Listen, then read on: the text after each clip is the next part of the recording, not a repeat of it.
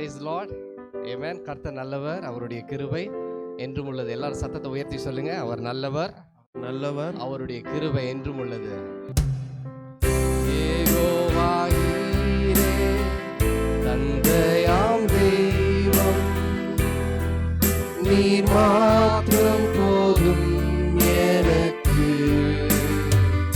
யெகோவா ராஃபா, சுகம் தரும் தெய்வம், உம் தழும்புகளால் சுகமோ.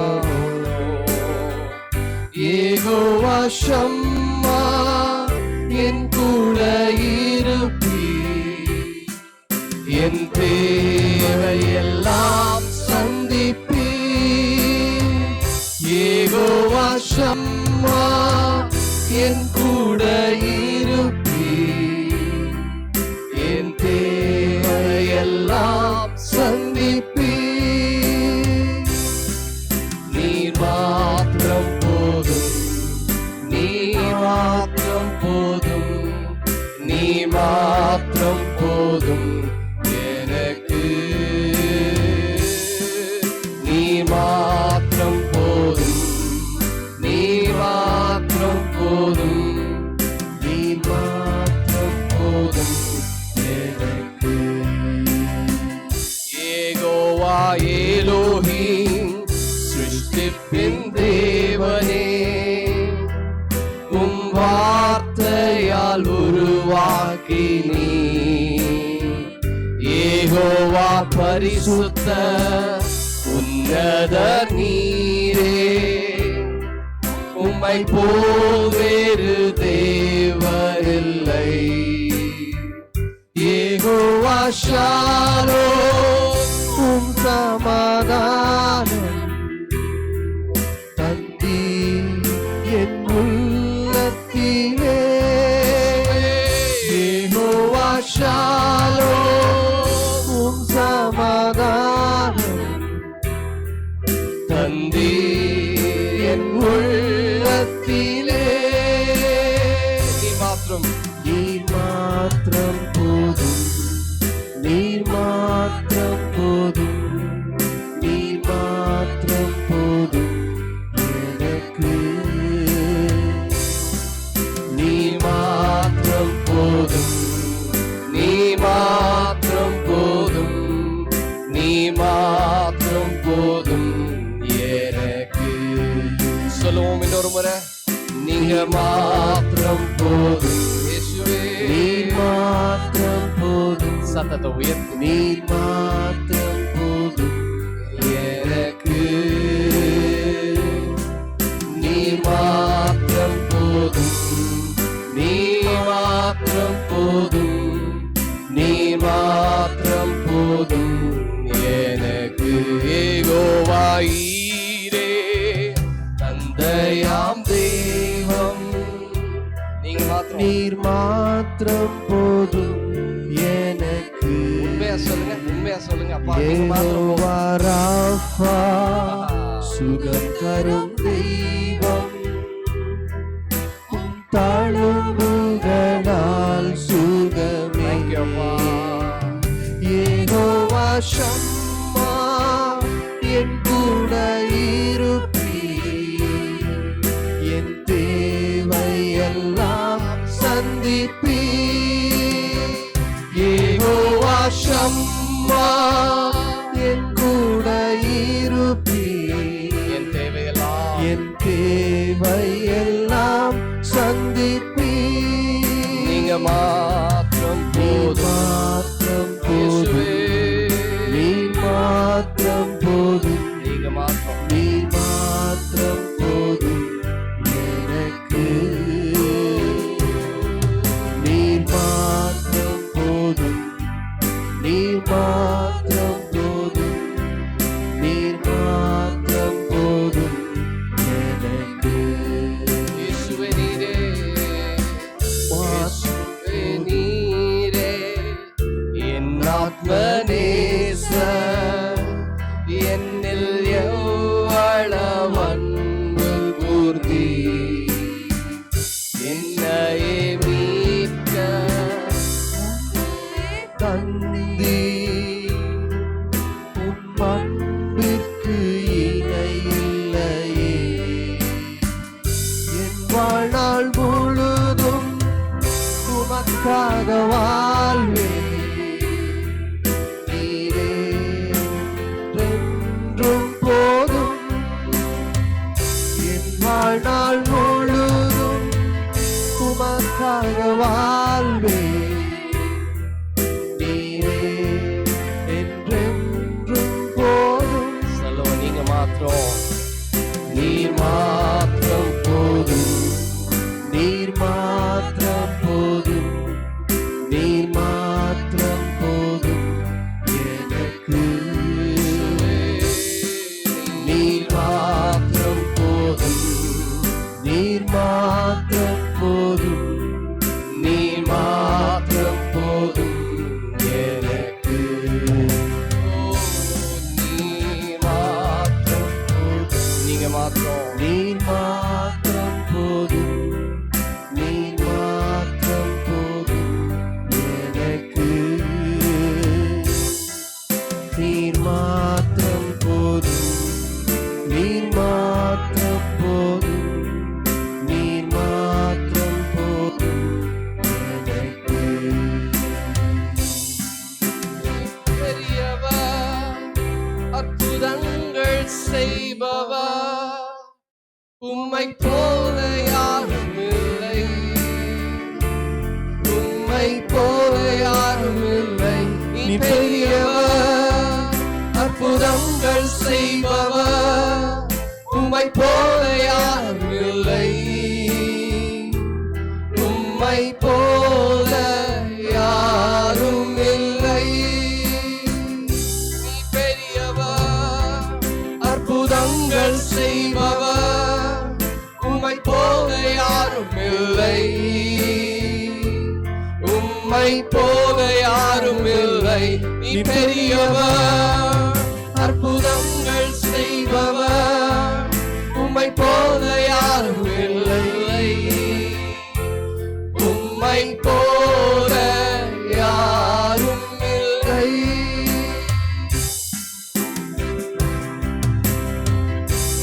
இயேசுவே நீரே என் ஆத்மநேசர்.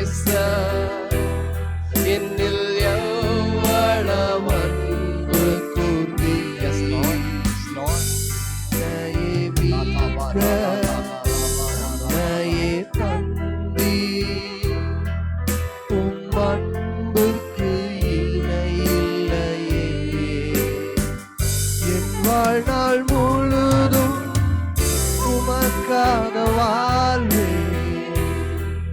நீரே என்றென்றும் போதும். என் வாழ்நாள் முழுதும் உமக்காக வாழ்வே. நீரே என்றென்றும் போதும். எல்லாரும் சத்தத்தை உயர்த்தி கரங்களை நீர் உயர்த்தி மாத்திரம் இயேசுவே போதும். நீங்க நீர் மாத்திரம் நீங்க போதும். நீங்க மாத்திரம். நீர் மாத்திரம் போதும் எனக்கு. நீங்க சர்வ வல்லமை உள்ள தேவன். நீங்க இருந்தா போதும். நீர் மாத்திரம் நீங்க இருந்தா போதும். என்னை விட்டு யாரு போனாலும் சரி, என்னை விட்டு யாரு விலகி போனாலும் சரி, யார் என்ன கைவிட்டாலும் சரி, நீங்க என் கூட இருக்கிறீங்க, அது போதும் எனக்கு. நீ மாத்திரம் போதும் இயேசுவே. நீர் மாத்திரம் போதும். நீர் மாத்திரம் போதும் எனக்கு. இயேசுவே நீர் மாத்திரம் போதும். நீர் மாத்திரம் போதும். நீர் மாத்திரம் போதும் எனக்கு.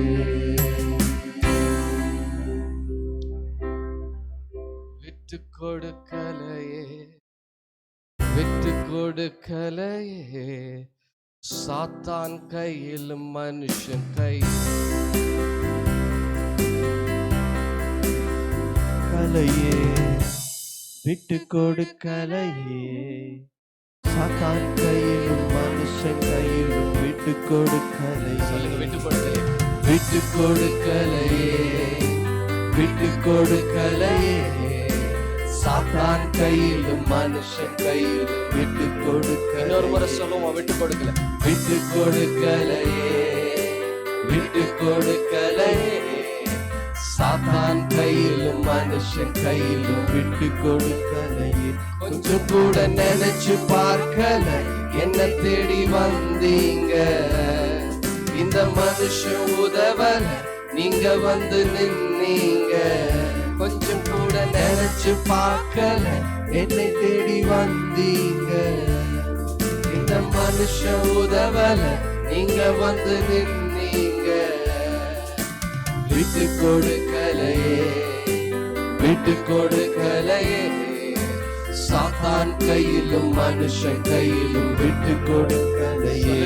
சொல்லுங்களா?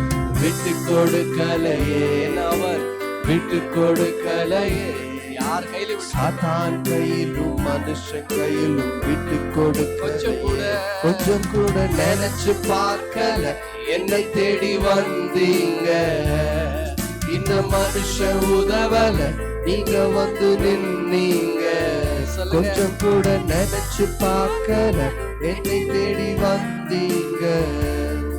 இந்த மனுஷன் உதவல, நீங்க வந்து நின்னீங்க. விட்டு கொடுக்கலையே, விட்டு கொடுக்கலையே. சாத்தான் கையிலும் மனுஷன் கையிலும் விட்டு கொடுக்கலையே, விட்டு கொடுக்கலையே, விட்டு கொடுக்கலையே. சாத்தான் கையிலும் மனுஷன் கையிலும் விட்டு கொடுக்கலையே. ஆமென். உங்களுக்கெல்லாம் எப்படின்னு எனக்கு தெரியல, ஆனா எங்களுடைய ஃபேமிலி பேக்ரவுண்ட் உங்களுக்கு நல்லா தெரியும். நாங்க ஒரு கிறிஸ்துவ குடும்பத்தை சார்ந்தவர்கள் இல்ல. என் கனவுல கூட நான் ஒரு நாளும் நினைச்சது இல்ல, ஆண்டவர் என்ன தேடி வந்து ரட்சிப்பாரு, எங்க குடும்பத்தை தேடி வந்து ரட்சிப்பாருன்னு சொல்லி கனவுல கூட யோசிச்சதே இல்லை. ஆமென். இது புத்தி கெட்டாத காரியம். ஆனா தேவனே எங்களை தேடி வந்து எங்களை சந்திச்சு குடும்பமா இன்னைக்கு அவருக்காக நிற்கும்படியா நிறுத்தியிருக்காருன்னா வேற என்ன சொல்ல முடியும்? எங்களை அவர் விட்டு கொடுக்கல. ஆமென். அவர் விட்டு கொடுக்கவே இல்லை. அப்படிதான் நினைக்கிறேன். ஒவ்வொருவருடைய வாழ்க்கையிலும் ஆண்டவர் ஒவ்வொரு காரியங்களை நடப்பித்து அவருடைய அன்பை வெளிப்படுத்தி உங்களை அவர் நேரம் அப்படியே அட்ராக்ட் பண்ணியிருக்காரு. ஆமென். எப்படி ஒரு மேக்னெட் வச்சு ஒரு அயனை நீங்க இழுக்க முடியுமோ, அதே போல he is attracted you towards him. ஆமென். அப்படியே அவரால் கவரப்பட்டு நம்ம அப்படியே we have come closer to him. ஆமென். ஹல்லேலூயா.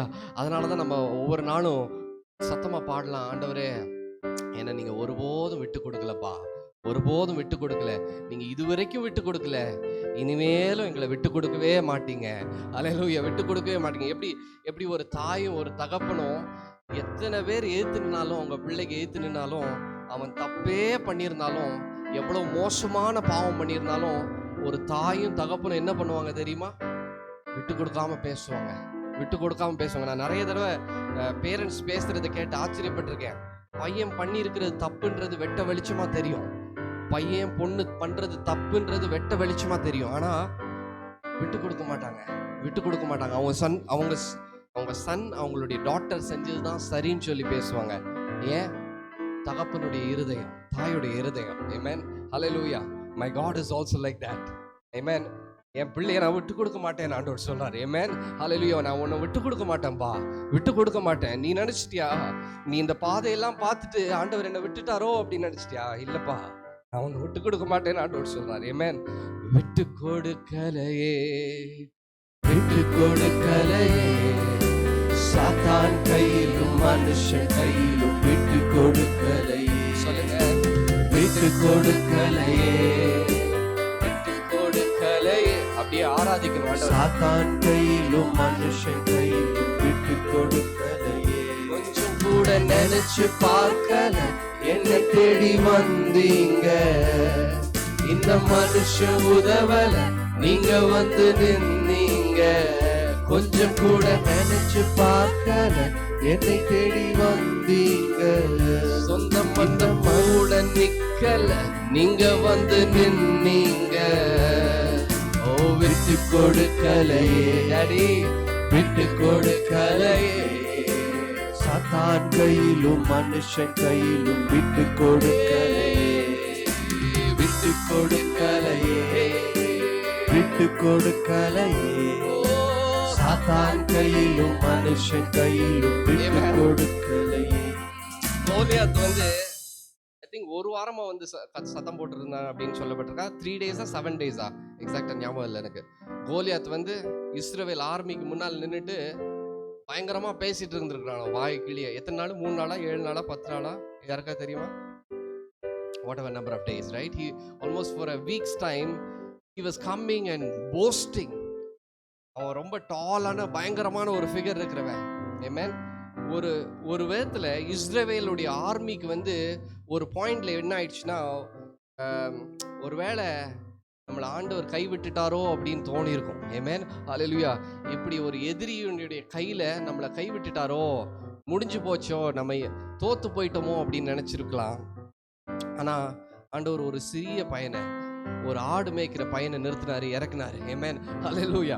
அவரை இறக்கி அந்த கோலியாத்தை முறியடிச்சாரு. ஆமென். ஹல்லேலூயா. அதே போல நம்மளுடைய வாழ்க்கையில யாரை எப்போ இறக்கணும்னு அவருக்கு தெரியும். ஆமென். ஹல்லேலூயா. எப்படி இந்தியன் கிரிக்கெட் டீம்ல ஒரு சில டைம்ல கேப்டன்ஸ் வித்தியாசமா ஒரு ஒரு ஒரு பேட்ஸ்மேனை இறக்கி விடுவாங்க சம்பந்தமே இல்லாம. அது எப்படியோ கிளிக் ஆயிடும். அது ஃப்ளூக்ல கிளிக் ஆகுதோ இல்லை எக்ஸ்பீரியன்ஸ்ல கிளிக் ஆகுதோன்னு சொல்ல முடியாது. அதே போல ஆண்டவருக்கு தெரியும் யார் இடத்துல எப்போ பேசணும், எப்படி பேசணும்னு கரெக்டாக ஆண்டவர் பேசி உங்களை எங்கே உயர்த்தணுமோ உயர்த்திடுவாரு. ஆமென். அவர் உங்களை விட்டு கொடுக்கவே மாட்டார், விட்டு கொடுக்கவே மாட்டார். சொல்லுங்க, விட்டு கொடுக்க மாட்டாரு, என்னை விட்டு கொடுக்க மாட்டாரு. ஹல்லேலூயா. விட்டு கொடுக்கலையே, விட்டு கொடுக்கலையே. சாத்தான் கையிலும் மனுஷன் கையிலும் விட்டு கொடு. சொல்லுங்க, விட்டு கொடுக்கலையே. மை டாடி விட்டு கொடுக்கலையே. யார் கையிலும்? சாத்தான் கையிலும் மனுஷன் கையிலும் விட்டு கொடுக்கலையே. கொஞ்சம் கூட நினைச்சு பார்க்க என்ன தேடி தேடி வந்தீங்க. இந்த மனுஷன் உதவல, நீங்க வந்து நின்னீங்க. கொஞ்சம் கூட நினைச்சு பார்க்கல, என்னை தேடி வந்தீங்க. இந்த மனுஷன் உதவல, நீங்க வந்து நின்னீங்க. ஓ விட்டு கொடுக்கலையே, விட்டு கொடுக்கலையே. சாத்தான் கையிலும் மனுஷன் கையிலும் விட்டு கொடுக்கலையே, விட்டு கொடுக்கலையே, விட்டு கொடுக்கலையே.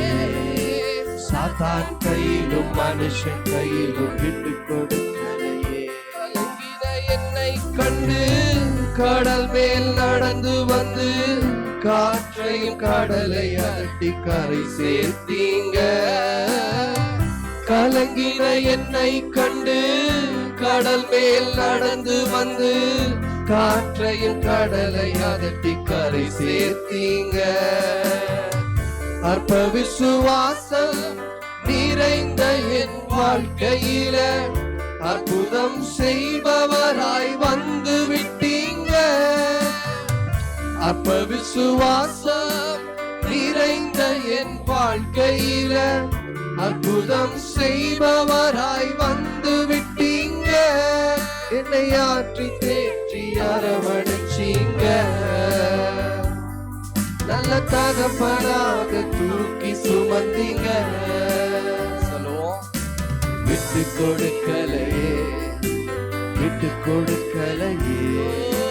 சாத்தான் கையிலும் மனுஷன் கையிலும் விட்டு கொடுக்கலையே, விட்டு கொடுக்கலையே, விட்டு கொடுக்கலையே. சாத்தான் கையிலும் மனுஷன் கையிலும் விட்டு கொடுக்கலையே. கூட நினைச்சு பார்க்கல, என்னை தேடி வந்தீங்க. இந்த மனுஷன் உதவல, நீங்க வந்து நின்னீங்க. கொஞ்சம் கூட நினைச்சு பார்க்கல, என்னை தேடி வந்தீங்க.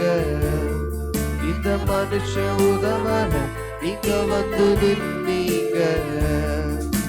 விட்டு கொடுக்கலையே, விட்டு கொடுக்கலையே. சாத்தான் கையிலும் மனுஷன் கையிலும் விட்டு கொடுக்கலையே, விட்டு கொடுக்கலையே, விட்டு கொடுக்கலையே. சாத்தான் கையிலும் மனுஷன் கையிலும் விட்டு கொடுக்கலையே. கலங்கின என்னை கண்டு கடல் மேல் நடந்து வந்து காற்றையும் கடலை அதட்டி கரை சேர்த்தீங்க. கலங்கின என்னை கண்டு கடல் மேல் நடந்து வந்து காற்றையும் கடலை அதட்டி கரை சேர்த்தீங்க. அற்ப விசுவாசம் நிறைந்த என் வாழ்க்கையில அற்புதம் செய்பவராய் வந்து விட்டீங்க. அற்ப விசுவாசம் நிறைந்த என் வாழ்க்கையில அற்புதம் செய்பவராய் வந்து விட்டீங்க. என்னை ஆற்றி தேற்றி அரவணைச்சீங்க. நல்ல தகப்பனாக தூக்கி சுமந்தீங்க.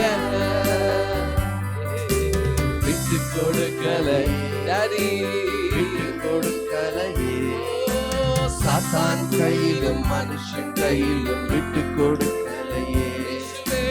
விட்டு கொடுக்கலையே, விட்டு கொடுக்கலையே. சாத்தான் கையிலும் மனுஷன் கையிலும் விட்டு கொடுக்கலையே. கொஞ்சம் கூட நினைச்சு பார்க்கல என்னை தேடி வந்தீங்க. இந்த மனுஷன் உதவல நீங்க வந்து நின்னீங்க. கொஞ்சம் கூட நினைச்சு பார்க்கல என்னை தேடி வந்தீங்க. இந்த மனுஷன் உதவல நீங்க வந்து நின்னீங்க. விட்டு கொடுக்கலையே, விட்டு கொடுக்கலையே. சாத்தான் கையிலும் மனுஷன் கையிலும் விட்டு கொடுக்கலையே. விட்டு கொடுக்கலையே, விட்டு கொடுக்கலையே. சாத்தான் கையிலும் மனுஷன் கையிலும் விட்டு கொடுக்கலையே. ஒருவேளை இந்த மீட்டிங் நீங்க அப்படியே பெரிய எதிர்பார்ப்போட நீங்க வராம இருந்திருக்க கூடும். Maybe you have come into this place without expecting too much. Amen. Hallelujah. ஒரு பெரிய எக்ஸ்பெக்டேஷனோடலாம் வரல, ஆனா பெரிய எதிர்பார்ப்போட வரல. ஆனா இந்த கூட்டத்தை முடிஞ்சு நீங்க போகும்போது வருகிற வாரங்கள்ல ஆண்டவர் நீங்க எதிர்பார்க்காத காரியத்தை செய்வார். Amen. Hallelujah. கர்த்தருக்கு சித்தமான அடுத்த மாதத்துல நீங்க வந்து சாட்சி சொல்லும்போது, நான் கொஞ்சம் கூட இந்த காரியத்தை எதிர்பார்க்கவே இல்லை, நான் உண்மையாவே எதிர்பார்க்கவே இல்லை, ஆனா ஆண்டவர் உண்மையா இருந்து என் வாழ்க்கையில் இந்த காரியத்தை செஞ்சாருன்னு சொல்லி நிறைய பேர் சாட்சி கொடுப்பீங்க நான் விசுவாசிக்கிறேன். ஆமென். ஹல்லேலூயா. கொஞ்சம் கூட நினைச்சு பார்க்கல, ரிதம் வேண்டாமா? கொஞ்சம் கூட நினைச்சு பார்க்கல என்ன தேடி வந்தீங்க.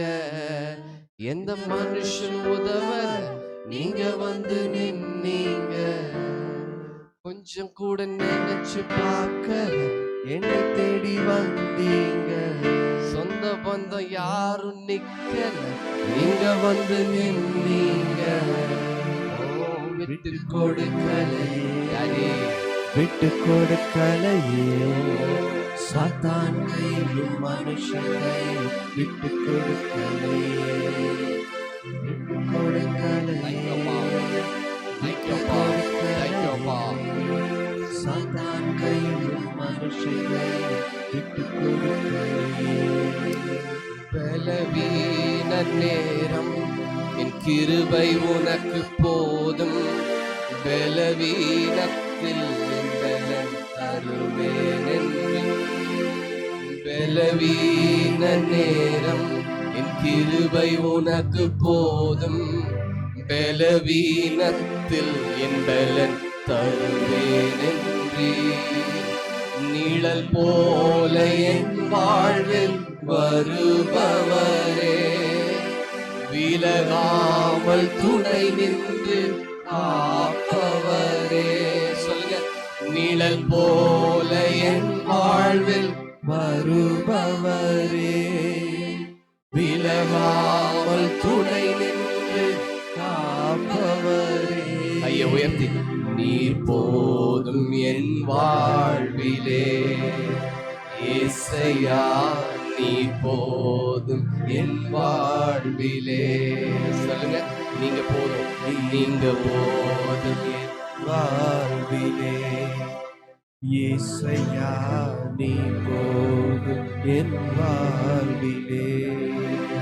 பலவீன என்ன நேரம் என் கிருபை உனக்கு போதும் பலவீனத்தில் என் பலன் தருவேன் என்றீ பலவீன நேரம் என் கிருபை உனக்கு போதும் பலவீனத்தில் என் பலன் தருவேன் என்றீ விலகாமல் துணை நின்று காப்பவரே கண்மணி போல் என்னை காப்பவரே நிழல் போல என் வாழ்வில் வருபவரே விலகாமல் துணை நின்று காப்பவரே வேற என்ன வேணும் நீங்க போதும் என் வாழ்விலே இயேசையா நீ போதும் என் வாழ்விலே சொல்லுங்க நீர் போதும் என் வாழ்விலே இயேசையா நீ போதும் என் வாழ்விலே தாய் போல தேற்றி தந்தை போல ஆற்றி தோள் மீது சுமந்திடும் என் இயேசையா தாய் போல தேற்றி தந்தை போல ஆற்றி தோள் மீது சுமந்திடும் என் இயேசையா உம்மை போல புரிந்து கொள்ள யாரும் இல்லையே யாருப்பா உம்மை போல அரவணைக்க யாரும் இல்லையே யாரும் இல்லப்பா உம்மை போல புரிந்து கொள்ள யாரும் இல்லையே உம்மை போல அரவணைக்க யாரும் இல்லையே நீங்க போதும்ப்பா நீங்க போதும் நீங்க போதும் சொல்லுங்க நீங்க போதும் நீங்க போதும்ப்பா என் வாழ்விலே நீ போதும் என் வாழ்விலே இயேசையா நீ போதும் என் வாழ்விலே நீ முடிவெடுத்தால் அதை யார்தான் மாற்ற முடியும் நீ முடிவெடுத்தால் அதை யார்தான் மாற்ற முடியும் எனக்கென முன் குறித்த எதையுமே எப்படியும் நிறைவேற்றி முடித்திடுவீர் சொல்லுங்க எனக்கென முன் குறித்த எதையுமே எப்படியும் நிறைவேற்றி முடித்திடுமே உங்களுக்கு ஒரு காரியத்தை சொல்லட்டுமா சொல்லட்டுமா நீங்க யாரை நம்பி இருந்தீங்களோ யார் உங்களுக்கு கூடவே இருந்து நடத்துவாங்கன்னு நினைச்சிட்டு இருந்தீங்களோ யார் உங்களுக்கு உதவி செய்வாங்கன்னு நினைச்சிட்டு இருந்தீங்களோ அவங்க இருந்தாலும் சரி இல்லேட்டாலும் சரி உங்களை முன் குறித்து அழைத்த தேவன் அவர் கடைசி மட்டும் நடத்த வல்லவரா இருக்கிறார். ஆமென். ஹல்லேலூயா. யாரு கூட இருந்தாலும் சரி, யார் உங்களை புரிஞ்சுக்கிட்டாலும் சரி புரியலைனாலும் சரி, யார் உங்களுக்கு சப்போர்ட் பண்ணாலும் சரி சப்போர்ட் பண்ணலைனாலும் சரி, உங்களுக்கு காசு இருக்குதோ இல்லையோ, உங்களை அழைத்த தேவன் அவர் உண்மையுள்ளவராக தான் இருக்கிறார். ஆமென். ஹல்லேலூயா. அவர் முன் குறித்ததை எப்படியும் நிறைவேற்றிடுவார். உமக்கே ஆராதனை. இதுதான் நம்மளுடைய வேலை. உயிருள்ள நாளெல்லாம் வேற வேலையே கிடையாது. நம்ம வேலையெல்லாம் உமக்கே ஆராதனை. உயிருள்ள நாட்களெல்லாம் நீ முடிவெடுத்தால் அதை யார்தான் மாற்ற முடியும்? நீங்க முடிவெடுத்தால் அடி அதை யார்தான் மாற்ற முடியும்? எனக்கென முன் குறித்த எதையுமே. எப்ப முன் குறிச்சாரு தெரியுமா? உலகம் தோன்றதுக்கு முன்னாடியே முன் குறித்த எதையுமே அது எப்படியாவது நிறைவேற்றிடுவார் சார். எப்படியும் நிறைவேற்றி முடித்திடுவி. அதை எப்படியும் நிறைவேற்றி முடித்திடுவி. நம்ம வேலை என்ன? உமக்கே ஆராதனை. அதை மறந்துடவே கூடாது. நம்ம வேலையை மறந்துடக்கூடாது. உள்ள நாளில் எல்லாம் சேர்ந்து சொல்லுங்க. உமக்கே ஆராதனை. இருள்ள நாளெல்லாம் உமக்கே ஆராதனை. உயிருள்ள நாளெல்லாம் என்னை தருகிறேன் உம் கரத்தில் என்னை படைக்கிறேன் உங்க பாதத்தில் என்னை தருகிறேன் உம் கரத்தில் என்னை படைக்கிறேன் உங்க பாதத்தில் உருவாக்குங்கப்பா. உருவாக்குமே என்னை உருவாக்குமே என்னை உருவாக்குமே. தகப்பனே எங்களை உருவாக்குங்க. எங்கள் புயவனே எங்களை உருவாக்குங்க. அது உங்களுடைய ஜெபமா இருக்கட்டும். அப்பா எங்களை உருவாக்குங்க. we become so shapeless. ரொம்ப அசிங்கமா நாங்க மாறிட்டோம்ப்பா. எங்களை நீங்க மறுபடியும் உடைஞ்சு போயிருக்கிற எங்க பாத்திரத்தெல்லாம் சேர்த்து எங்களை உருவாக்குங்க. எங்களை ஒரு புதிய பாத்திரமா, ஒரு விலை உயர்ந்த பாத்திரமா, ஒரு மகிமையான பாத்திரமா எங்களை உருவாக்குங்கன்னு சொல்லுங்க. இயேசுவே எங்களை உருவாக்குங்கப்பா, உருவாக்குங்க. கடைசி ஒரே ஒரு முறை, உருவாக்குமே என்னை உருவாக்குமே டாடி, உருவாக்குமே. எங்கள் ஆராதனை நீங்க ஏற்றுக்கொண்டதற்காக ஸ்தோத்திரம். என் ஜெபத்தை நீங்க கேட்டதற்காக நன்றி செலுத்துகிறோம் தகப்பனே. நன்றின்னு சொல்லுங்க. நன்றி அப்பா, நன்றி இயேசுவே. மட்டும் நீங்க எங்களோடு கூட இருந்ததற்காக நன்றி. எங்களுடைய ஆராதனையை நீங்க அக்னாலேஜ் பண்ணிருக்கீங்க, அங்கீகரிச்சிருக்கிறீங்க. அதற்காக நன்றி செலுத்துகிறோம். தொடர்ந்து எங்களோடு கூட இருங்க. தொடர்ந்து நடக்க இருக்கிற ஒவ்வொரு பகுதியும் தாழ்த்தி உங்க மகிமையான கரத்துல ஒப்பு கொடுக்கிறோம். கர்த்தர் தாமே நீங்க பொறுப்பெடுத்துக் கொள்ளுவீராக. வார்த்தையின் மூலமா எங்களோடு கூட பேசுங்க. சாட்சி சொல்ல போகிற ஒவ்வொரு பிள்ளைகளையும் தேவன் நீங்க ஆசீர்வதிங்க. இன்னும் வந்திருக்கிற ஒவ்வொரு பிள்ளைகளையும் நீங்க சாட்சியாய் நிறுத்துங்கப்பா, நிறுத்துங்க. நாங்க உங்களுக்காக நாங்க மகிமையா பிரகாசிக்கணும்னு சொல்லி எங்களை ஒப்பு கொடுக்கிறோம். இயேசுவின் நாமத்தினாலே ஜெபிக்கிறோம் எங்கள் நல்ல பிதாவே, ஆமென். உட்காருங்க.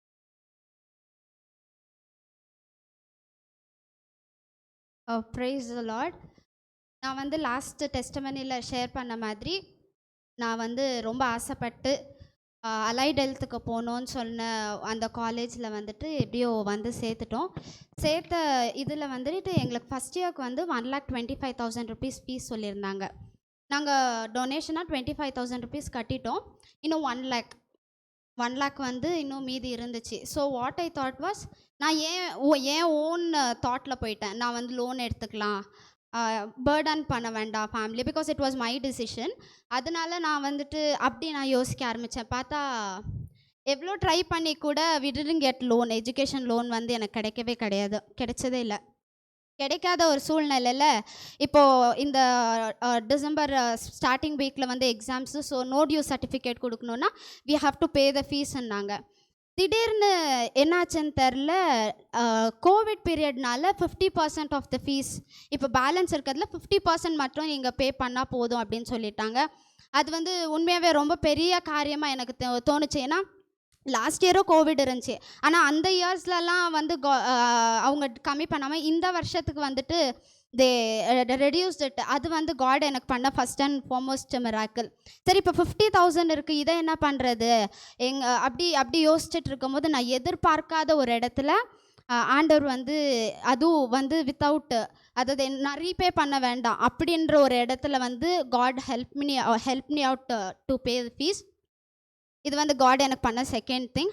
அண்ட் தேர்ட், நான் ஒரு வருஷத்துக்கு ஆண்டவர்கிட்ட கேட்டேன், ஆண்டவரே எனக்கு இந்த ஒரு வருஷத்துக்கு நான் என்ன பண்ணணும் அப்படின்னு நான் ஆண்டவர்கிட்ட கேட்டேன். ஆனால் நான் படித்து முடிக்கிற வரைக்கும் எனக்கு வந்து காட் வந்து அதுக்கான ஹெல்ப் பண்ணார். கண்டிப்பாக இதில் ப்ரேயர்ஸ் பண்ண எல்லாருக்குமே thank you. And God for most என்னை இவ்வளோ அழகாக நடத்தி வர்றாரு. நான் கேட்டதுக்கும் நினச்சி பார்க்க முடியாத ஒரு காரியம். ஏன்னா அவங்க கிட்ட இருந்தெல்லாம் வருமானே நான் யோசித்து பார்க்கல. ஆனால் காட் வந்து என்னை அப்படி அழகாக நடத்தினார். காட்க்கு ப்ரைஸஸ் இருக்கட்டும். ஆமென்.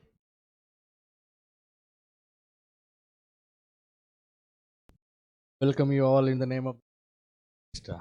உங்கள் யாவரையும் இயேசு கிறிஸ்துவின் நாமத்தினாலே வரவேற்கிறேன். So happy to hear the testimony this evening. இந்த காலை வேளையில் இந்த சாட்சியை கேட்பதில் மிகுந்த மகிழ்ச்சி அடைகிறேன். One thing I felt in my spirit is that என்னுடைய ஆவியிலே உணர்ந்த ஒரு காரியம் என்னவென்றால், when we honor the Lord, நாம் தேவனை கனப்படுத்தும் போது God shall honor us. நம்முடைய தேவன் நம்மை கனப்படுத்துவார். Amen. Amen. Hallelujah. Hallelujah. God shall never let us down by any. நம்முடைய தேவன் எந்த சூழ்நிலையிலும் நம்மை கீழே விடுவதில்லை. Amen. Amen. Hallelujah. Hallelujah. Today for a meditation, இன்றைக்கு நம்முடைய தியானத்திற்கென்று let's turn our Bibles to Psalms 31 verse 50. சங்கீதம் 31 50வது வசனம் 15. 15வது வசனம். The word says, my times are in your hands. என் காலங்கள் உம்முடைய கரத்தில் இருக்கிறது என்பதாய் வேதம் சொல்லுகிறது.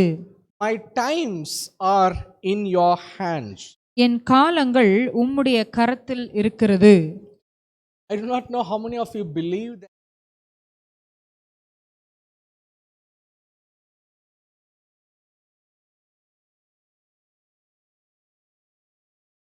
Ecclesiastes 3rd chapter 1 to 8th verse. பிரசங்கியின் புஸ்தகம் 3வது அதிகாரம் 1வது வசனத்திலிருந்து 12வது வசனம் வரைக்கும் நீங்க வாசித்து பார்க்கும் பொழுது, It says, the word says, there is a time for everything. இந்த வார்த்தை இப்படியாய் சொல்லுகிறது, ஒவ்வொன்றிற்கும் ஒவ்வொரு காலம் உண்டு. There's a time, to be born. பிறக்க ஒரு காலம் உண்டு. There's a time to die. இறக்க ஒரு காலம் உண்டு. There's a time to weep. அறுக்க ஒரு காலம் உண்டு. There's a time to laugh. சிரிக்க ஒரு காலம் உண்டு. அழ ஒரு காலம் உண்டு. There's a time to mourn. There's a time to dance. புலம்ப ஒரு காலம் உண்டு. நடனம் பண்ண ஒரு காலம் உண்டு. There's a time to build and there's a time to tear down. கட்ட ஒரு காலம் உண்டு. இடிக்க ஒரு காலம் உண்டு. There's a time to love. There's a time to hate. நேசிக்க ஒரு காலம் உண்டு. வெறுக்க ஒரு காலம் உண்டு. There's a time for war. There is a time for peace. யுத்தம் பண்ண ஒரு காலம் உண்டு. சமாதானம் பண்ண ஒரு காலம் உண்டு. There's a time to plant and there's a time to uproot. நட ஒரு காலம் உண்டு. பிடுங்க ஒரு காலம் உண்டு. There's a time to be silent and there's a time to speak. மௌனமா இருக்க ஒரு காலம் உண்டு. பேசுவதற்கு ஒரு காலம் உண்டு. And the 11th verse says, he has made everything beautiful in its time. 11வது வசனம் இப்படியாய் சொல்லுகிறது, அவர் சகலத்தையும் அதினதின் காலத்திலே நேர்த்தியாய் செய்திருக்கிறார். The 17th verse says, 17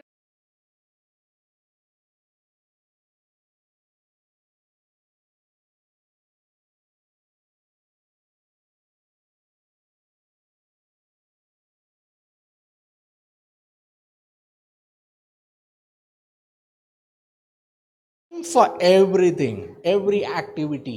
வார்த்தை சொல்லுகிறது, ஒவ்வொரு செயலுக்கும் ஒவ்வொரு காலம் உண்டு. We might think that, நாம நினைக்கலாம், we are doing certain things by our own deeds.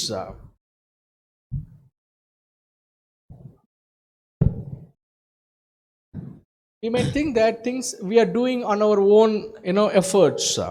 நாம நினைக்கலாம், நாம நம்முடைய சொந்த முயற்சிகளினால பல காரியங்களை செய்கிறோம் என்று. Sometimes we feel it's a casual happening. சில நேரங்களில் இது யதார்த்தமாய் நடக்கிறது என்று நாம் நினைக்கிறோம். But the fact is, ஆனால் உண்மை என்னவென்றால் every single thing in our life happens on its predestined time scheduled by God. நம் வாழ்க்கையில் நடக்கிற ஒவ்வொரு விஷயமும் ஏற்கனவே தேவன் முன்குறித்த அந்தந்த நேரத்தில் அது நடக்கிறது. You and me do not know what time we shall get born in this world. நமக்கு உங்களுக்கோ எனக்கோ தெரியாது நாம் இந்த பூமியில எப்போ வந்து பிறக்கணும் என்பது. You and me do not know when shall we, go out of this world. இந்த உலகத்திலிருந்து நாம் எப்போ போவோம் என்பதும் நமக்கு தெரியாது. Today we are living, tomorrow we do not know will we be alive. இன்றைக்கு நாம் உயிரோடு இருக்கிறோம், நாளைக்கு நாம் இருப்போமா இல்லையா என்பது நமக்கு தெரியாது. There's a time that when we smile, when we cry. நாம சிரிப்பதற்கு ஒரு காலம் உண்டு, சில நேரங்கள் அழுவதற்கும் ஒரு காலம் இருக்கிறது. There's a time destined for your marriage. உங்களுடைய திருமணத்திற்கென்று ஒரு காலம் இருக்கிறது. There's a time destined for you to give birth to a child. ஒரு காலம் இருக்கிறது, நீங்க ஒரு குழந்தையை பெற்றெடுப்பதற்கு என்று ஒரு காலம் There's a நிர்ணயிக்கப்பட்டிருக்கிறது. time that God has destined to to make you as a parent. உங்களை ஒரு பெற்றோராக மாற்றுவதற்கு என்று ஒரு காலம் இருக்கிறது. There is a time for everything. எல்லாவற்றிற்கும் ஒரு காலம் உண்டு. But we think that we are striving to do certain things. ஆனால் நாம நினைக்கிறோம் சில காரியங்களை செய்வதற்கு நாம தான் முயற்சி எடுக்கிறோம் என்பதாய் நாம நினைக்கிறோம். We think that we are striving to get a job. நாம ஒரு வேலையை பெற்றுக்கொள்வதற்கு நாம முயற்சி எடுக்கிறோம் என்று நாம் நினைத்துக் கொள்கிறோம். We think that we are striving hard to get a promotion. ஒரு ப்ரமோஷனை பெற்றுக்கொள்வதற்கு நாம தான் ரொம்ப முயற்சி செய்கிறதாக நாம நினைத்துக் We கொள்கிறோம். think that we are doing well so that our business is flourishing. நாம நன்றாய் இருப்பதற்கு காரணம் நம்முடைய நாம செய்யற அந்த பிசினஸ் ரொம்ப அருமையா போயிட்டு இருக்கு, அதனால தான் நம்ம நல்லா இருக்கோம் நம்ம நினைக்கிறோம். Today we feel that yes, I'm earning well, because of which I'm able to buy a car or buy a house. நான் நல்லா சம்பாதிக்கிறதுனால தான் நான் ஒரு கார் வாங்க முடிஞ்சிச்சு, ஒரு நல்ல வீடு வாங்க முடிஞ்சிச்சுன்னு நினைக்கிறோம். But for everything, Bible says there is a time destined by God. ஆனால் வேதம் சொல்லுகிறது ஒவ்வொரு காரியத்திற்கும் தேவனால நிர்ணயிக்கப்பட்ட ஒரு காலம் என்று ஒன்று இருக்கிறது. If God has destined a time in your life to be happy, at that time you cannot be sorrow. தேவன் உங்க வாழ்க்கையில நீங்க சந்தோஷமா இருக்கணும்னு ஒரு காலத்தை நிர்ணயித்திருந்தால் அந்த நேரத்துல நீங்க நினைச்சா கூட துக்கமா இருக்க முடியாது. If there is a time God has set in your life to go through a hard path, then you cannot be in a very peaceful state. தேவன் உங்களை ஒரு கடினமான பாதையின் வழியாய் நடத்த வேண்டும் என்று நிர்ணயித்திருந்தால் நீங்க அந்த நேரத்துல சமாதானமாக இருக்க முடியாது. At times we might meet with an accident. சில நேரங்கள்ல நாம எதிர்பாராத ஒரு விபத்திலே மாட்டிக்கொள்கிறோம். At times we feel how these things happen in my life. அந்த மாதிரி நேரத்துல நாம நினைக்கிறோம் எப்படி இப்படிப்பட்ட காரியங்கள் என் வாழ்க்கையில நடக்கிறது என்பதா. Why? ஏன்? How? எப்படி? But one thing we should be very confident and certain about. ஒரே ஒரு காரியத்தை குறித்து நாம உறுதி உள்ளவர்களாய் இருக்க வேண்டும். Nothing in a life happens without the knowledge of God. நம் வாழ்வில் நடக்கிற எந்த ஒரு காரியம் தேவனுடைய அறிவில்லாம நடக்கிறது இல்ல. Nothing in a life can happen without God allowing it to happen. நம் வாழ்வில் நடக்கிற எந்த ஒரு காரியமும் தேவன் அனுமதிக்காமல் அது நம்மிடத்தில் நடக்கிறது இல்லை. Also, there is a predestined time God has fixed for everything in our life. வாழ்க்கையிலே ஒவ்வொரு காரியத்திற்கும் தேவன் ஒரு காலத்தை முன்குறித்து வைத்திருக்கிறார். But here the psalmist says, my life is in your hand. ஆனால் இங்கே சங்கீதக்காரன் என்ன சொல்லுகிறார், என் காலங்கள் உம்முடைய கரத்தில் இருக்கிறது. We in our own lives very often we wait for lot of things. நாம் நம்முடைய வாழ்க்கையிலே பல காரியங்களுக்காக பல நேரங்கள்ல காத்திருக்கிறோம். We wait for our dreams to come to pass. நம்முடைய கனவுகள் நிறைவேறுவதற்கென்று நாம என்ன செய்கிறோம், காத்திருக்கிறோம். At times you wait for wait to meet a right person in your life. சரியான நபர் அந்த பார்ட்னரை சந்திப்பதற்காக நாம என்ன செய்றோம், காத்திருக்கிறோம். You might be waiting to get the right opportunity in your life.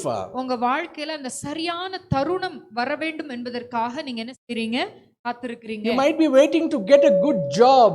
ஒரு நல்ல வேலை கிடைக்கணுங்கிறதுக்காக நீங்க காத்திருக்க You might be வேண்டியிருக்கிறது. waiting to get a financial breakthrough in your life. உங்களுடைய வாழ்க்கையில ஒரு பொருளாதாரத்துல ஒரு பெரிய ஒரு விடுதலை வர வேண்டும் என்று சொல்லி நீங்க You காத்திருக்கலாம். might be waiting to get a deliverance in your physical trauma what you go through. நீங்க உங்க சரீர ரீதியாக போராடுகிற அந்த போராட்டத்திலிருந்து ஒரு விடுதலை பெற வேண்டும் என்று சொல்லி காத்திருக்கிறவர்களா இருக்கலாம். You might be waiting to get a deliverance from all the debts what you have. உங்கள் வாழ்க்கையில் இருக்கிறதான கடன்கள் எல்லாவற்றிலிருந்து நீங்க விடுதலை பெற வேண்டும் என்று காத்திருக்கிறவர்களா இருக்கலாம். You might be waiting to receive the salvation for someone in your family. உங்க வீட்ல இருக்கிற யாரோ ஒருத்தர் ரட்சிக்கப்பட வேண்டும் என்று காத்திருக்கிறவர்களா இருக்கலாம். You might be praying for a long time for someone to change. உங்க வீட்ல இருக்கிற யாரோ ஒருத்தர் மனம் மாற வேண்டும் என்று சொல்லி வெகு காலமாய் நீங்க காத்திருக்க You கூடும். might be waiting for someone to be pleased in your life. Because at times you might be living in a situation where you are not peaceful. நீங்க இருக்கிற சூழ்நிலை நீங்க ஒரு சமாதானம் இல்லாத ஒரு சூழ்நிலையில இருப்பீங்க. You might not be comfortable. ரொம்ப அது உங்களுக்கு சௌகரியமா இல்லாம இருக்கலாம். You call yourself as a family. நீங்க உங்களை குடும்பம்னு சொல்லுவீங்க. But that is just for outside. வெளியில தான் அப்படி குடும்பம்னு சொல்லிக்கிட்டு இருப்பீங்க. But inside that's just a drama. உள்ளுக்குள்ள வெறும் நாடகம் தான் அங்க ஓடிட்டு இருக்கு. There is no clean love and affection. அங்க உள்ளுக்குள்ள உண்மையான சுத்தமான அன்பும் பாசமும் இல்ல. There is no understanding. அங்க சரியான புரிந்து கொள்ளுதல் இல்ல. But you are waiting for the things to change in your family. ஆனா உங்க குடும்பத்தில் இருக்கிற காரியங்கள் மாற வேண்டும் என்று சொல்லி நீங்க காத்திருக்கலாம். But I'm sure each and every one of us who are sitting in the God's presence here are waiting for something to happen in your life. ஆனால் ஒரு காரியத்தை குறித்து நான் உறுதியோடு இருக்கிறேன். நீங்க இருக்கிற ஒவ்வொருவரும் ஏதோ ஒரு காரியத்துக்காக காத்து கொண்டிருக்கிறீங்க. But when you wait for that to happen, if it gets delayed, அப்படி நீங்க காத்திருக்கிற வேளையில அந்த காரியம் தாமதிக்கும் பொழுது you get frustrated, நீங்க என்ன செய்றீங்க? மனம் அடிந்து you போகிறீர்கள். get irritated, நீங்க ரொம்ப எரிச்சல் அடைறீங்க. you get angry, ரொம்ப கோவப்படுறீங்க. you start murmuring. நீங்க முறுமுறுக்க ஆரம்பிச்சிடுறீங்க. You do not know how to express, but you are not comfortable with it. உங்களுக்கு அது எப்படி வெளிப்படுத்துவது என்று தெரியல. ஆனா உங்களுக்கு அப்படி இருப்பது வசதியாக இல்லை. That means to say என்னன்னா you do not have the right trust on God. உங்களுக்கு தேவன் மீது சரியான நம்பிக்கை இல்லை. The word says my times are in his hands. வேதம் எப்படியாய் சொல்லுகிறது? என் காலங்கள் உம்முடைய கரத்தில் இருக்கிறது. See, whatsoever the things what you are waiting for in your life, நீங்க உங்க வாழ்க்கையில எந்த காரியத்துக்காக காத்து கொண்டிருந்தாலும் சரி, understand God has already predestined a time for it. தேவன் அந்த காரியத்திற்காக ஒரு நேரத்தை ஏற்கனவே முன் குறிச்சிருக்கிறார். The fact of the matter is it is already been done. உண்மை என்னன்னா அந்த காரியம் ஏற்கனவே நிர்ணயிக்கப்பட்டு அது நிறைவேறி ஆயிற்று. You have prayed about it to God. நீங்க அதை குறித்து ஜெபம் பண்ணிருக்கீங்க ஆண்டவர்ட்ட. You asked God, please do me this, do me this. நீங்க ஆண்டவர்ட்ட, ஆண்டவரே எனக்கு இந்த காரியத்தை செய்து கொடுங்கன்னு கேக்குறீங்க. God said it's done. ஆனா ஆண்டவர் என்ன சொல்லுகிறாரு? அது நிறைவேறி ஆயிடுச்சு. But there is a time destined for that thing to get manifested in your life. ஆனால் அந்த காரியம் உங்க வாழ்க்கையில நிறைவேறுவதற்கு ஒரு நிர்ணயிக்கப்பட்டிருக்கிறது. Amen. Amen. The times are not in our own hands, it's in God's hand. நம்முடைய காலங்கள் நம்முடைய கரத்தில் இல்லை, அது தேவனுடைய கரத்தில் இருக்கிறது. Bible says God has set a time for everything. வேதம் சொல்லுகிறது தேவன் எல்லாவற்றிற்கும் ஒரு காலத்தை நிர்ணயித்திருக்கிறார். God has set a time for your problems to turn around. ஆண்டவர் உங்க வாழ்க்கையில் இருக்கிற பிரச்சனைகள் மாறுவதற்கென்று ஒரு காலத்தை நிர்ணயித்திருக்கிறார். God has set a time for you to receive the favor from God. நீங்க தேவனுடைய தயவை பெற்றுக்கொள்வதற்கு ஒரு காலத்தை நியமித்திருக்கிறார். So do understand, for everything what you are waiting for, there is a time set by the Lord. ஆகவே நீங்கள் நன்றாக புரிந்து கொள்ள வேண்டிய ஒரு விஷயம் என்னன்னா, உங்க வாழ்க்கையில இருக்கிற ஒவ்வொரு காரியத்தை குறித்தும் தேவன் ஒரு காலத்தை நியமிச்சு வச்சிருக்கிறாரு. It could be few days it can happen. அது கொஞ்ச நாட்கள்ல நடந்து விடலாம், it could be few weeks, இல்ல ஒரு சில வாரங்கள்ல நிறைவேறலாம், few months, இல்ல சில மாதங்கள்ல நிறைவேறலாம், maybe few years, I do not know. இன்னும் ஒரு சிலருக்கு ஒரு சில காலங்கள், ஒரு வருஷ காலங்கள் கூட எடுக்கலாம், எனக்கு தெரியாது. Because the time what the Lord has ordained, only He alone knows it. ஏனென்றால் தேவன் நியமித்த காலம் என்ன என்பதை குறித்து அவருக்கு மட்டும்தான் தெரியும், நம்ம யாருக்கும் தெரியாது.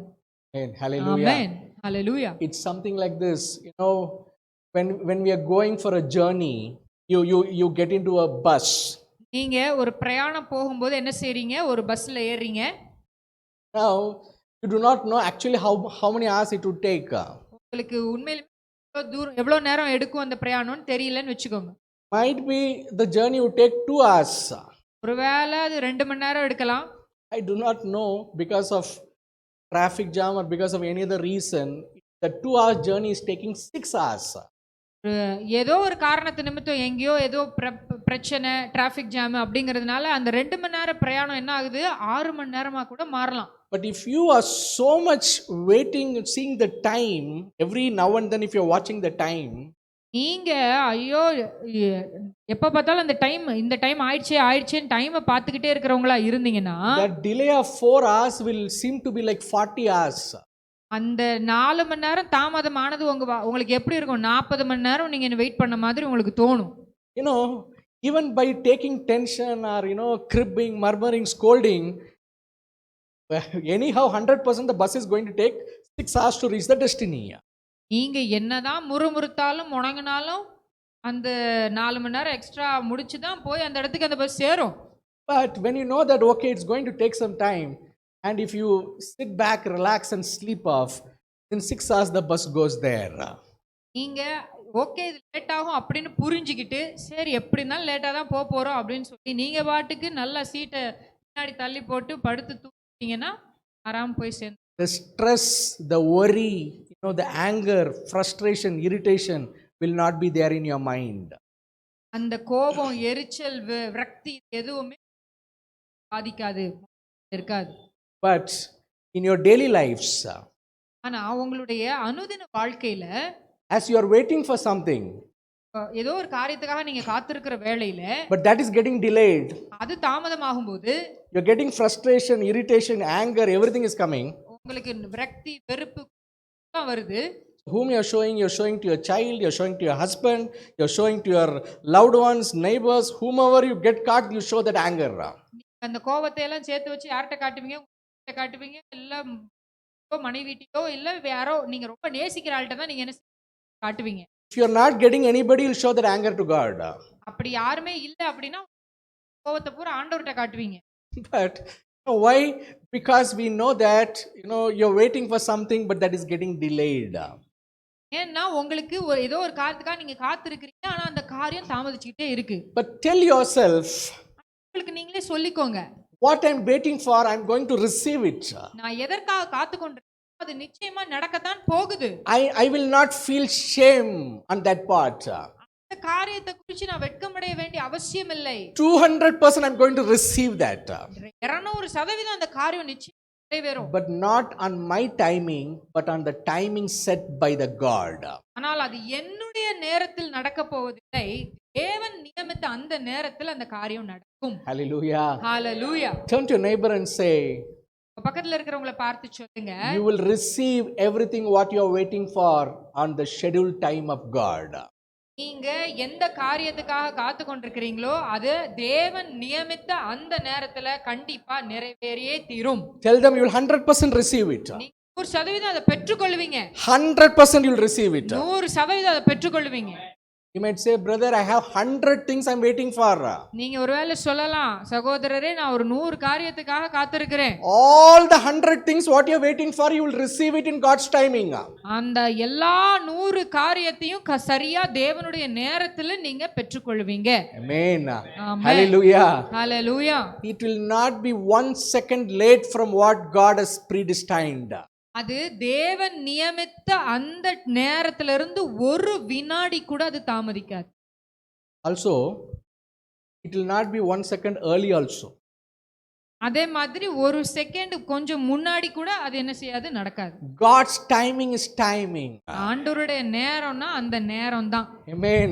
ஆமென். So know that my times are in the Lord's hands. ஆகவே இந்த காரியத்தை நன்றாய் விளங்கிக் கொள்ளுங்க, என்னுடைய காலங்கள் தேவனுடைய கரத்தில் இருக்கிறது. This is a very basic truth, and I am sure that God is speaking to us this evening with a purpose.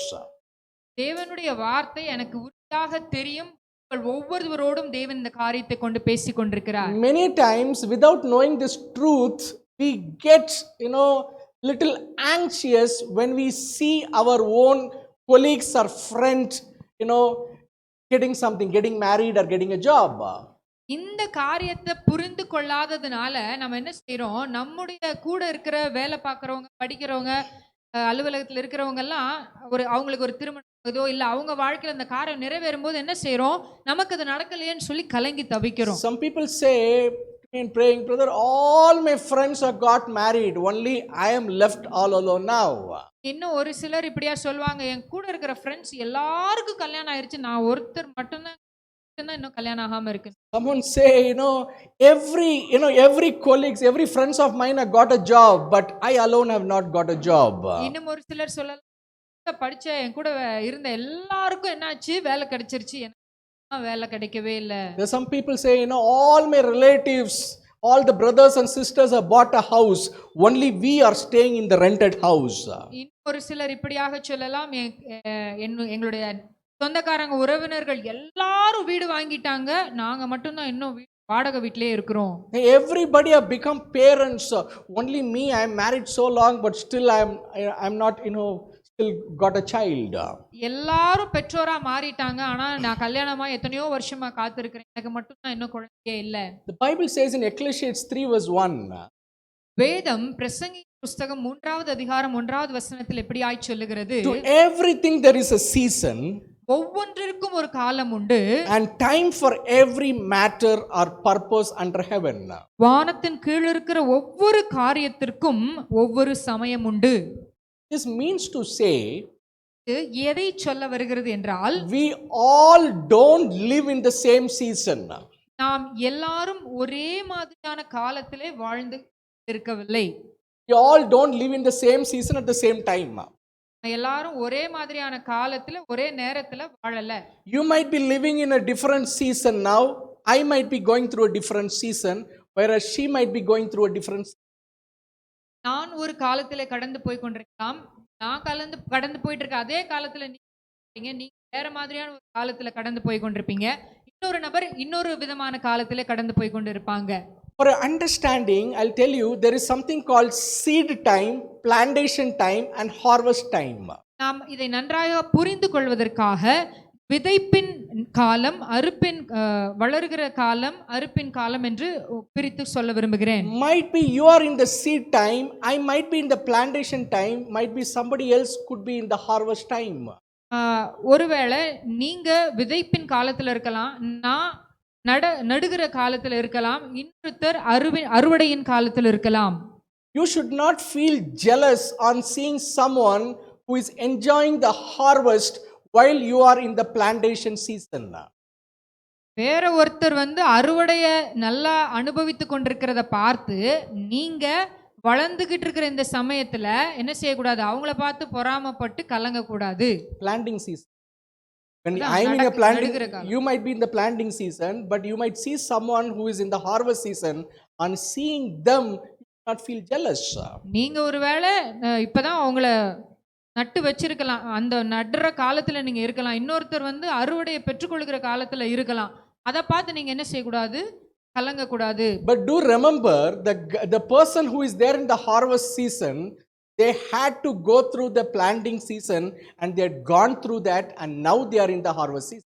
அந்த அறுவடையை அனுபவிக்கிற அந்த நபர் நிச்சயமாக அதற்கு முன்னதாக அவங்களும் என்ன செஞ்சிருப்பாங்க, அந்த நடுகிற காலம் என்கிற அது வளருகிற அந்த காலத்துல அவங்களும் கடந்து போயிருந்திருப்பாங்க. அதற்கப்புறம் தான் அந்த அறுவடை அவங்களால பெற்றுக்கொண்டிருக்க முடியும். Seeing the result what your friend is enjoying in the harvest period, you should feel encouraged.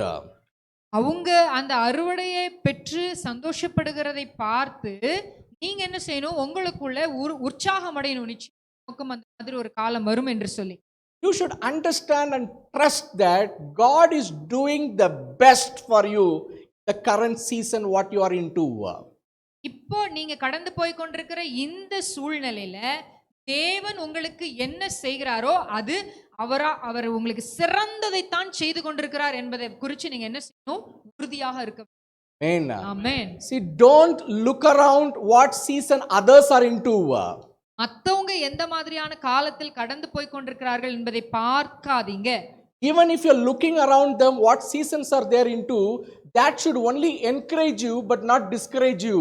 மற்றவர்கள் கடந்து போகிற காலத்தை பார்க்கும் பொழுது உங்களுக்கு ஒரு உற்சாகம் வரணுமே தவிர அதை பார்த்து நீங்க என்ன செய்யக்கூடாது? சோர்வுக்குள்ளாக போகக்கூடாது. Because you should say unto God, God, I'm in this season now, but you are doing the best for me in this season. நீங்க ஆண்டவரை பார்த்து சொல்லணும், ஆண்டவரே நான் இந்த காலத்துல கடந்து போய் கொண்டிருக்கிறேன், ஆனால் நீங்க இந்த காலத்துல எனக்கு எது சிறந்ததோ அதைத்தான் செய்து கொண்டிருக்கிறீர் என்று நீங்க சொல்லணும் ஆண்டவரை பார்த்து. I know the time will come, I will get into the season where my friend is now into. When I'm getting into that season, you're going to give me the best. எனக்கு நன்றாக தெரியும், என் friend வந்து அந்த காலத்தினூடாய் கடந்து போய் கொண்டிருக்கிறாங்க, நானும் அந்த மாதிரியான ஒரு காலத்துக்குள்ள கடந்து போவேன், அப்பயும் நீங்க எனக்கு எது பெஸ்டோ எது சிறந்ததோ அதை தான் நீங்க செய்வீங்க.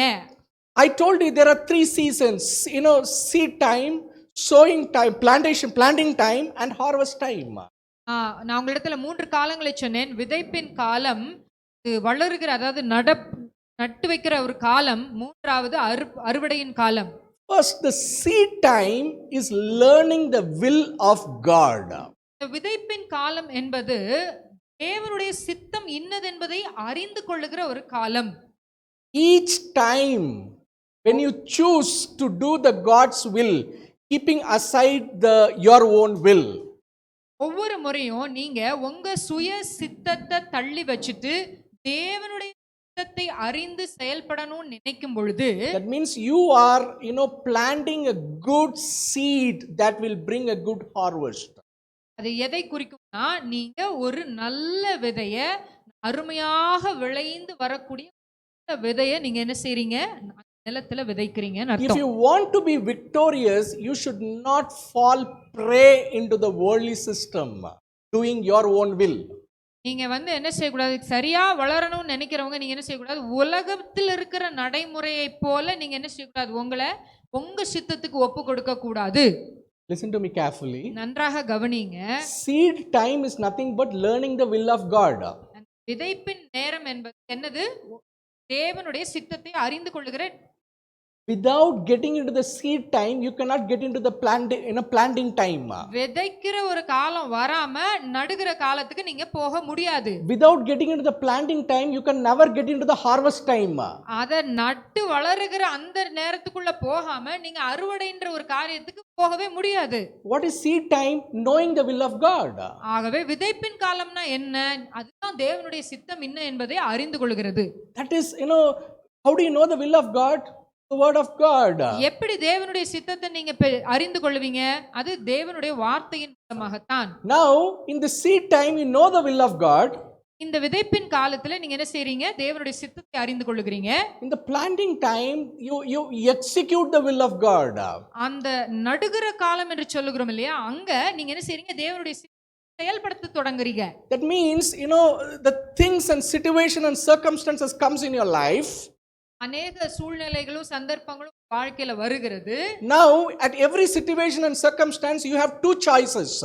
ஒவ்வொரு சூழ்நிலையிலும் சந்தர்ப்பத்திலும் உங்களுக்கு என்ன செய்யும்? 2 விதமான வாய்ப்புகள் உங்களுக்கு இருக்கும். One choice to listen to your flesh and the worldly thoughts and plans what comes in your mind.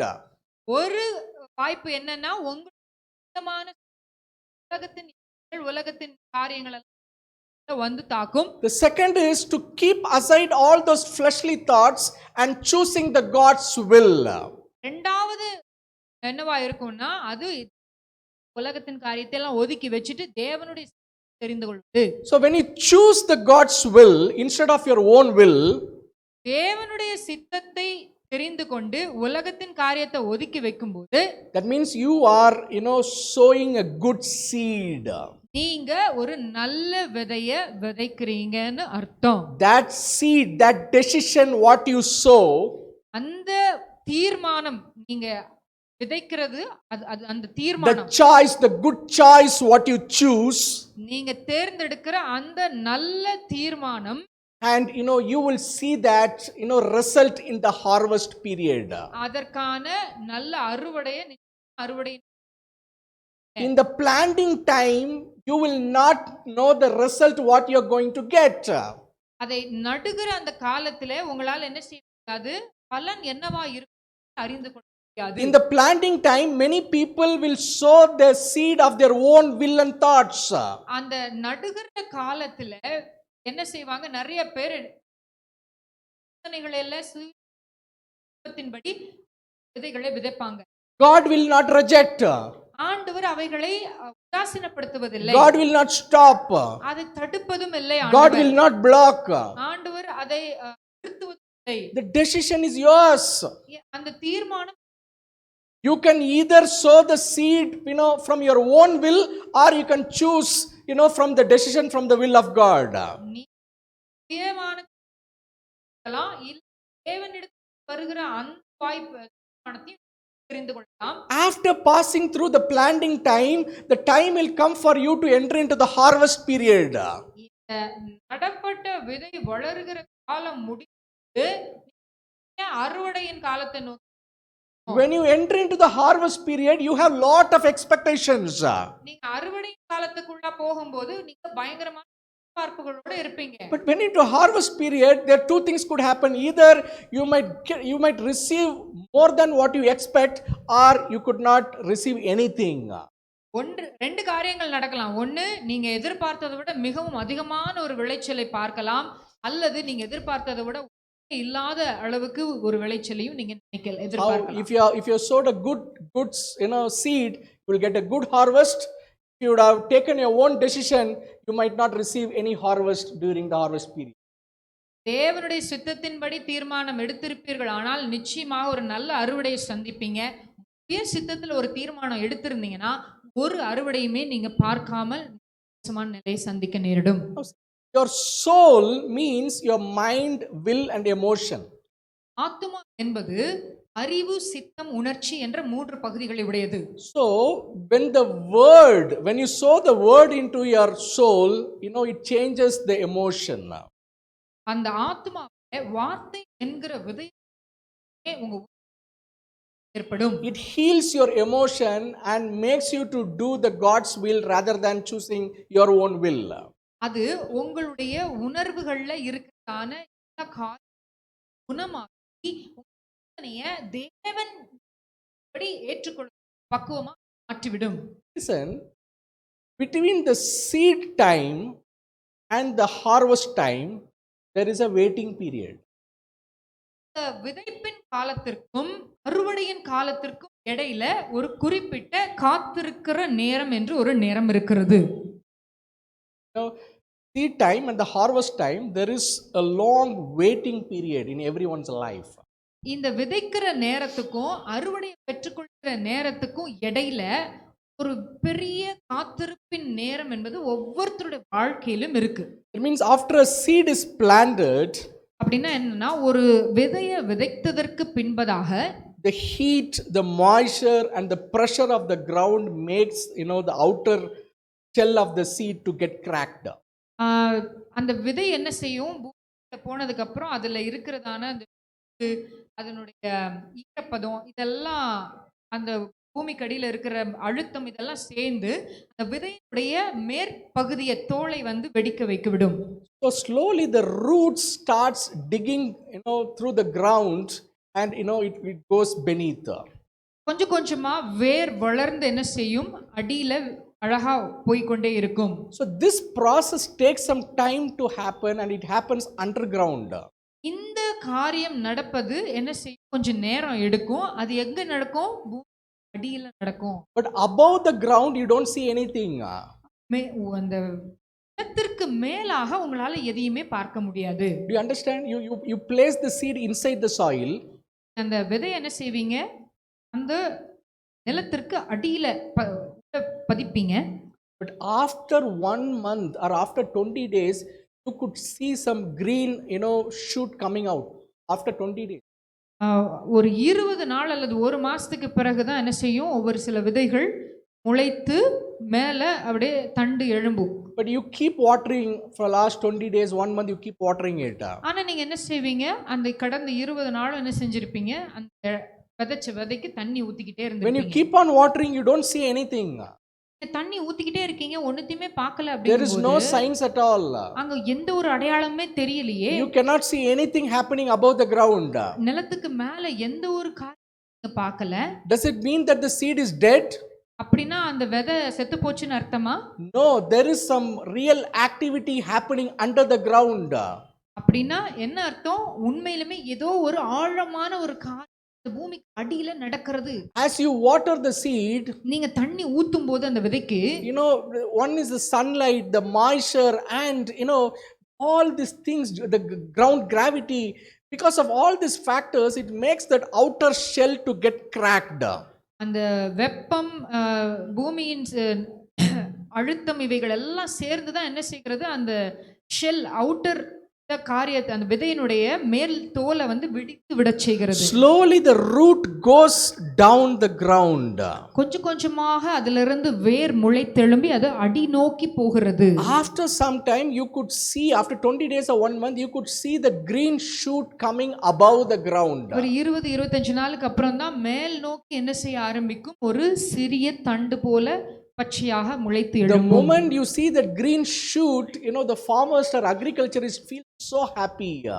எப்போ மேல் நோக்கி அந்த செடி வளர தொடங்குகிறதோ அதை பார்க்கிற அந்த விவசாயிக்கு பயங்கரமான ஒரு சந்தோஷம் இருக்கும். Because that is why they are, striving for. அதற்காகத்தான் அவ்வளவு போராடி முயற்சி செய்கிறார்கள். But this waiting period of 20 days or 1 month, இந்த 20 நாட்கள் அல்லது 1 மாதம் இருக்கிற அந்த வேளை என்பது it's so tough. கடினமான ஒரு காலம். In the same way, அதே விதமாக in our life also, நம் வாழ்விலும் கூட this waiting period is so tough. இந்த காத்திருப்பு மிக மிக கடினமான ஒரு காலம். It's not at all so easy. அது ரொம்ப எளிமையான ஒரு காரியம் அல்ல. This seed time, that means knowing the will of God is good. இந்த விதைப்பின் நேரம், அதாவது விதையை தெரிந்து கொள்கிற நேரம், தேவனுடைய சித்தத்தை அறிந்து கொள்கிற நேரம் ரொம்ப சமாதானமான ஒரு Fine. இருக்கும். After then the harvest time. அதுல இருந்து அந்த அறுவடையின் காலம் வரைக்கும், that means the time between the seed time and the harvest time, that is a waiting period in our lives. அந்த விதைப்பின் நேரத்திலிருந்து அறுவடை காலத்து வரைக்கும் நம்முடைய வாழ்க்கையில என்னது, அது காத்திருப்பின் நேரம். That waiting period, it's not so easy, it's so painful. அந்த காத்திருப்பின் காலம் என்பது ஒரு காரியம் அல்ல, அது That's why we don't see anything. We don't have that patience. நமக்கு அந்த பொறுமை இல்ல. Because we need a lot of patience to wait. நமக்கு we need a lot of trust. நிறைய நம்பிக்கை வேணும். People might say anything. உலகத்துல know what we are into. நாம எதுல இருக்கோம், எந்த காரியத்தை நோக்கி போயிட்டு இருக்கோம். When we have a real trust on God, நமக்கு உண்மையான நம்பிக்கை தேவன் மேல் have patience, then you will go through that period. இருந்துச்சுன்னா அந்த காலத்தை கடந்து இருக்கும். You turn your Bibles to Proverbs 16 verse 9. உங்க வேதத்துல நீதிமொழிகளின் புஸ்தகம் 16வது அதிகாரம் 9வது வசனத்தை திருப்புங்கள். The word says, the man's mind plans his way, but the Lord directs his steps and make them sure. இந்த வார்த்தை இப்படியாய் சொல்லுகிறது, மனுஷனுடைய இதயம் அவனுடைய வழியை யோசிக்கும், அவனுடைய நடைகளை உறுதிப்படுத்துகிறவரோ கர்த்தர். The Proverbs 20:24. நீதிமொழிகள் 20வது அதிகாரம் 24வது வசனம். The word says, man's steps are ordered by the Lord. கர்த்தராலே மனுஷருடைய நடைகள் வாய்க்கும். Amen. Amen. So when we know that a God directs our paths, he sometimes leads us in ways that don't make any sense to us. நாம் இந்த காரியங்களை அறியும் பொழுது சில நேரங்களில் நாம் நடக்கிற வழிகள் நமக்கு உண்மையிலுமே இதில் நடந்து போகிறது எதுக்கு அப்படின்ற மாதிரி நமக்கு தோணும். Word says God directs our steps and path. வேத வாசனம் என்ன சொல்லுது? மனுஷருடைய நடைகளை கர்த்தர் தான் படுத்துகிறாருன்னு சொல்லுகிறது. So when He is directing our path and He is, directing our ways, ஆண்டவர் நம்முடைய நடைகளை நடத்தும் பொழுது, அவர் வழிகாட்டும் போது, at times we feel when we are going through a certain path in our life, ஒரு குறிப்பிட்ட பாதையின் வழியாய் நாம நடக்கும்போது, we feel, why am I going in this path? இந்த பாதையின் ஊடாய் நான் கடந்து செல்கிறேன் என்று நாம் நினைப்போம். What sense does it make for me to go into this path? இந்த பாதையின் வழியாய் நடந்து போகிறது எனக்கு அர்த்தம் உள்ளதாகவே தோன்றவில்லை. You feel it's completely senseless. நீங்க நினைப்பீங்க இது அர்த்தமே இல்லாத ஒரு You might not find any logic for going into that path. இப்படிப்பட்ட காரியத்தின் வழியா நடந்து போகிறதுக்கு கொஞ்சம் கூட ஒரு ஞானமுள்ள காரியமாக தோன்றாது. It means to say we might not understand everything what God is doing in our life. தேவன் நம்முடைய வாழ்க்கையில் செய்கிற எல்லா காரியத்தையும் அவசியம் Might not நம்மளால understand. புரிந்து கொள்ள முடியாது. If you try to understand whatever God is trying to do in our lives, உங்க வாழ்க்கையில ஆண்டவர் என்னெல்லாம் செய்றார் நீங்க புரிந்து கொள்ளணும்னு நீங்க நினைச்சா you will remain in the struggle or confusion நீங்க போராட்டத்தில் குழப்பத்தில் விடும். and misery. அது சோகமான ஒரு சூழ்நிலையை தான் உருவாக்கும். Amen. Acts 1:7 says, அப்போஸ்தலர் நடபடிகள் 1வது அதிகாரம் 7வது வசனம் இப்படியாய் சொல்லுகிறது. it is not for you to know the times or seasons that the Father has fixed by His own authority. It is not for you to know the times or seasons that the Father has fixed by His own authority. பிதாவானவர் தம்முடைய ஆதீனத்திலே வைத்திருக்கிற காலங்களையும் வேளைகளையும் அறிகிறது உங்களுக்கு அடுத்ததல்ல. ஆமென். Might not understand the time and season what God has. பிதாவானவர் நமக்கு வைத்த காலங்களையும் ஆதீன நேரங்களும் அறிந்திருக்க முடியாது. We don't have the authority to ask Him. அதை கேட்பதற்கு நமக்கு எந்த அதிகாரமும் இல்லை. So said, many a times do not know why God is taking us through a certain path. பல நேரங்கள்ல தேவன் ஏன் இந்த பாதையின் வழியாய் நம்ம நடத்துகிறார் என்று நம்ம புரிந்து கொள்ள முடியாத நிலையில இருக்கலாம். There might be situations in your life, there could be many questions in your heart, but you're not getting answers. இருதயத்துல பலவிதமான கேள்விகள் தோன்றலாம், ஆனால் அதற்கான பதில்கள் உங்களுக்கு கிடைக்காம இருக்கலாம். Few years before in my personal life, கொஞ்ச நாட்களுக்கு முன்பு, ஒரு சில ஆண்டுகளுக்கு முன்பதாக என்னுடைய தனிப்பட்ட வாழ்விலும் கூட, when I was going through a certain path, நான் ஒரு குறிப்பிட்ட பாதையின் வழியாய் கடந்து செல்லுகிற வேளையில I had so many questions arised in my heart. எனக்கு உள்ளே பலவிதமான கேள்விகள் எழும்பியது. Lot of logical reasoning. பலவிதமான கேள்விகளும் காரணங்களும் ஓடிக்கொண்டே இருந்தது. But for few I got answers, for many I didn't get answers. ஒரு சில காரியங்களுக்கு பதிலை பெற்றுக்கொண்டேன், ஆனால் பல காரியங்களுக்கு எனக்கு பதில் கிடைக்கவே இல்லை. But when the times passed by, ஆனால் காலங்கள் கடந்து பொழுது, when God led me through certain situation and circumstances, அதற்கு முன்னதாக தேவன் என்னை ஒரு சில சந்தர்ப்ப சூழ்நிலைகளின் வழியாய் நடத்தின வேளையிலே, for all the questions what I had in my heart earlier, I got the solution and answers. என்னுடைய இருதயத்திலே முன்பதாக இருந்த எல்லா விதமான கேள்விகளுக்கும் குழப்பங்களுக்கும் பதிலை நான் அந்த கற்றுக்கொண்டேன். But I got the answers at a very different season.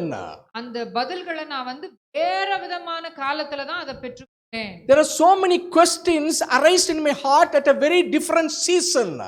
வேற ஒரு காலகட்டத்தில் எனக்குள்ள பலவிதமான கேள்விகள் எழும்பியது. But at that season, if I would have dwelt in that questions, அந்த நேரத்துல அந்த கேள்விகளுக்குள்ளதாகவே நான் வாழ்ந்து கொண்டே இருந்திருப்பேன். ஆனால் telling God, until I get the answers, I will not be able to move ahead. ஆண்டவர் எனக்கு அந்த பதிலை கொடுக்கிற வரைக்கும் என்னால முன்னோக்கி நடந்து போகவே முடியாம போயிருக்கும். If it has said God, until you give me an answer, I will not move ahead. ஆண்டவர்ட்ட ஒருவேளை நான் இப்படி சொல்லியிருந்தேன்னா நீங்க எனக்கு பதில் கொடுக்கிற வரைக்கும் என்னால அடுத்த அடி எடுத்து வைக்கவே முடியாதுன்னு நான் சொல்லியிருந்தேன்னா I would have stayed in that season for a long time without progressing. அந்த காலத்திலேயே நான் என்ன செய்திருப்பேன், வெகு காலம் தரித்து வேதனையோடு வாழ்ந்து கொண்டே இருந்திருப்பேன். Might be I would not be even getting into the next season even for my entire lifetime. என்னுடைய முழு வாழ்க்கைக்குமே நான் அடுத்த காலகட்டத்துக்கு நான் என்ன செஞ்சிருக்க மாட்டேன், கடந்து சென்று இருக்க மாட்டேன். But at that season when there are so many questions in my heart but I was not getting answers, எப்போ அந்த காலகட்டத்திலே நான் மிகவும் பலவிதமான கேள்விகளோடு புலம்பிக் கொண்டிருந்த அந்த நேரத்திலே God's grace and mercy, the God's presence strengthened me. ஆண்டவருடைய பிரசன்னம் தான் என்னை பலப்படுத்தியது. And God revealed me certain things. He gave me a discernment in my spirit stating, you need not have to know everything. ஆண்டவர் சில காரியங்களை எனக்கு விளக்கி சொல்லும் பொழுது எனக்கு ஒரு வெளிப்பாடு, ஒரு பகுத்தறிவு என்ன கிடைச்சதுன்னா, நீ எல்லா காரியத்தையும் தெரிந்து கொள்ள வேண்டிய அவசியம் இல்ல. You need not have to know everything. உனக்கு எல்லா விஷயமும் தெரிந்திருக்கணும்ன்ற அவசியம் இல்ல. Do you have trust in me or not? உனக்கு என் மேல நம்பிக்கை இருக்குதா இல்லையா? If you have trust in me, step ahead. உனக்கு என் மேல நம்பிக்கை இருந்தா தைரியமா முன்னோக்கி நட. If you have trust in me, move ahead. என் மேல நம்பிக்கை இருந்தா நீ முன்னோக்கி நட. If you have real trust on me, progress ahead. என் மேல உண்மையிலுமே உனக்கு நம்பிக்கை இருந்துச்சுன்னா முன்னோக்கி நடந்து செல். But if you say that, God, how do I step ahead? I do not have a clarity on this part. நீங்க ஆண்டவரே என்னால எப்படி முன்னோக்கி நடக்க முடியும், எனக்கு இந்த பகுதியில ஒரு வெளிச்சமே இல்லையே, புரியவே இல்லையே. God, I have 10 questions. ஆண்டவரே எனக்கு ஒரு 10 கேள்வி இருக்கு. You answered 4. நீங்க 4 கேள்விக்கு தான் பதில் கொடுத்திருக்கீங்க. You answered 8. நீங்க 8 கேள்விக்கு தான் பதில் கொடுத்திருக்கீங்க. But these 2 questions are still unanswered. இந்த 2 கேள்விக்கு இன்னும் பதிலே கிடைக்கலையே. But until you give me the answer for that 2 questions, how do I get a clarity? அந்த 2 விஷயத்துக்கு நீங்க பதில் கொடுக்கிற வரைக்கும் எனக்கு எப்படி ஒரு தெளிவு கிடைக்கும்? So without having that understanding, how do I move ahead? இந்த புரிதல் இல்லாம நான் எப்படி முன்னோக்கி நடப்பது? You will not get the clarity even how much ever years and time you spend in that period. அந்த காலத்திலேயே நீங்க உட்கார்ந்து அத கேட்டுக்கிட்டே இருந்தீங்கன்னா உங்களுக்கு வருஷ கணக்கானாலும் அதுக்கான பதில் கிடைக்காது. No, you will not get. உங்களுக்கு கிடைக்காது பதில். The fact is, you need not have to know everything. உண்மை என்னன்னா உங்களுக்கு எல்லா விஷயமும் தெரிந்திருக்க வேண்டிய அவசியம் இல்லை. The future things you need not have to know. உங்களுக்கான எதிர்காலத்தை குறித்து உங்களுக்கு தெரியணும்ன்ற அவசியம் இல்ல. The time what God has set for your life you need not have to know. தேவன் வைத்திருக்கிற உங்க வாழ்க்கை குறித்து வைத்திருக்கிற அந்த காலத்தை குறித்து நீங்க தெரிந்திருக்கணும்ன்ற அவசியம் இல்ல.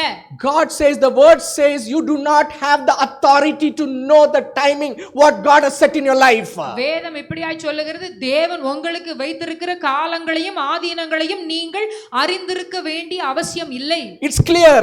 அது தெளிவாக சொல்லுகிறது. God is speaking so diligently. தேவன் ரொம்ப உத்தமமா அந்த காரியத்தை சொல்றார். God is saying you don't have an authority. உனக்கு அதை கேட்பதற்கான அதிகாரம் இல்ல. I am the maker God. I am the creator God. நான் தான் உன்னை சிருஷ்டித்த தேவன். I have set the time. நான் ஒரு நேரத்தை நியமிப்பேன். And everything shall happen on its time. எல்லா விஷயமும் அந்தந்த நேரத்துல கண்டிப்பா அது நடக்கும். The word says, my times are in your hands. வேதம் சொல்லுகிறது, என் காலங்கள் உம்முடைய கரத்தில் இருக்கிறது. If you believe that everything in your life is in my hand, நீங்க ஒருவேளை விசுவாசிச்சீங்கன்னா என் காலங்கள் அவருடைய கரத்தில் இருக்குன்னு விசுவாசிச்சீங்கன்னா you need not have to know everything. உங்களுக்கு எல்லா காரியமும் தெரிந்திருக்க வேண்டிய அவசியம் இல்லை. Might be certain things in your life could be blindfolded. ஒருவேளை உங்களுடைய வாழ்க்கையில ஒரு சில காரியங்கள் கண்கட்டப்பட்ட நிலையில் இருப்பது போல தெரியலாம். Might be you will not get that answers. உங்களுக்கு அதுக்கான பதில் தெரியாமலே இருக்கலாம். But God wants you to step ahead and get into the next season. ஆனால் தேவன் நீங்க முன்னோக்கி நகர்ந்த அடுத்த காலத்துக்குள்ள நுழையணும்னு விரும்புகிறார். You know what? உங்களுக்கு தெரியுமா? When you get into the next season, நீங்க அடுத்த காலத்துக்குள்ள படி எடுத்து வைக்கும்போது, for all the questions what you had in the previous season, இந்த கடந்த காலத்துல நீங்க என்னென்ன கேள்வி எல்லாம் கேட்டுட்டு இருந்தீங்களோ, where you had no answers, அப்ப உங்களுக்கு பதிலே இல்லாம நீங்க புலம்பிட்டு இருந்தீங்களோ, where you had no clarity, உங்களுக்கு ஒரு தெளிவே இல்லாம இருந்துச்சோ, everything you will find the solution and answers in the next season when you're going through. அடுத்த காலத்துக்குள்ள நீங்க அடி எடுத்து வைக்கும் போதுதான் அதற்கான எல்லா பதிலையும் நீங்க பெற்றுக்கொள்வீங்க. Hallelujah. Hallelujah. So it's so important to have the trust on God. ஆகவே ஆண்டவர் மேல நம்பிக்கை வைக்கிறது என்பது மிக மிக மிக முக்கியமான ஒரு காரியம். It's a very immediate test what you can do on your own. இது உங்களுக்குள்ளே நீங்க ஒரு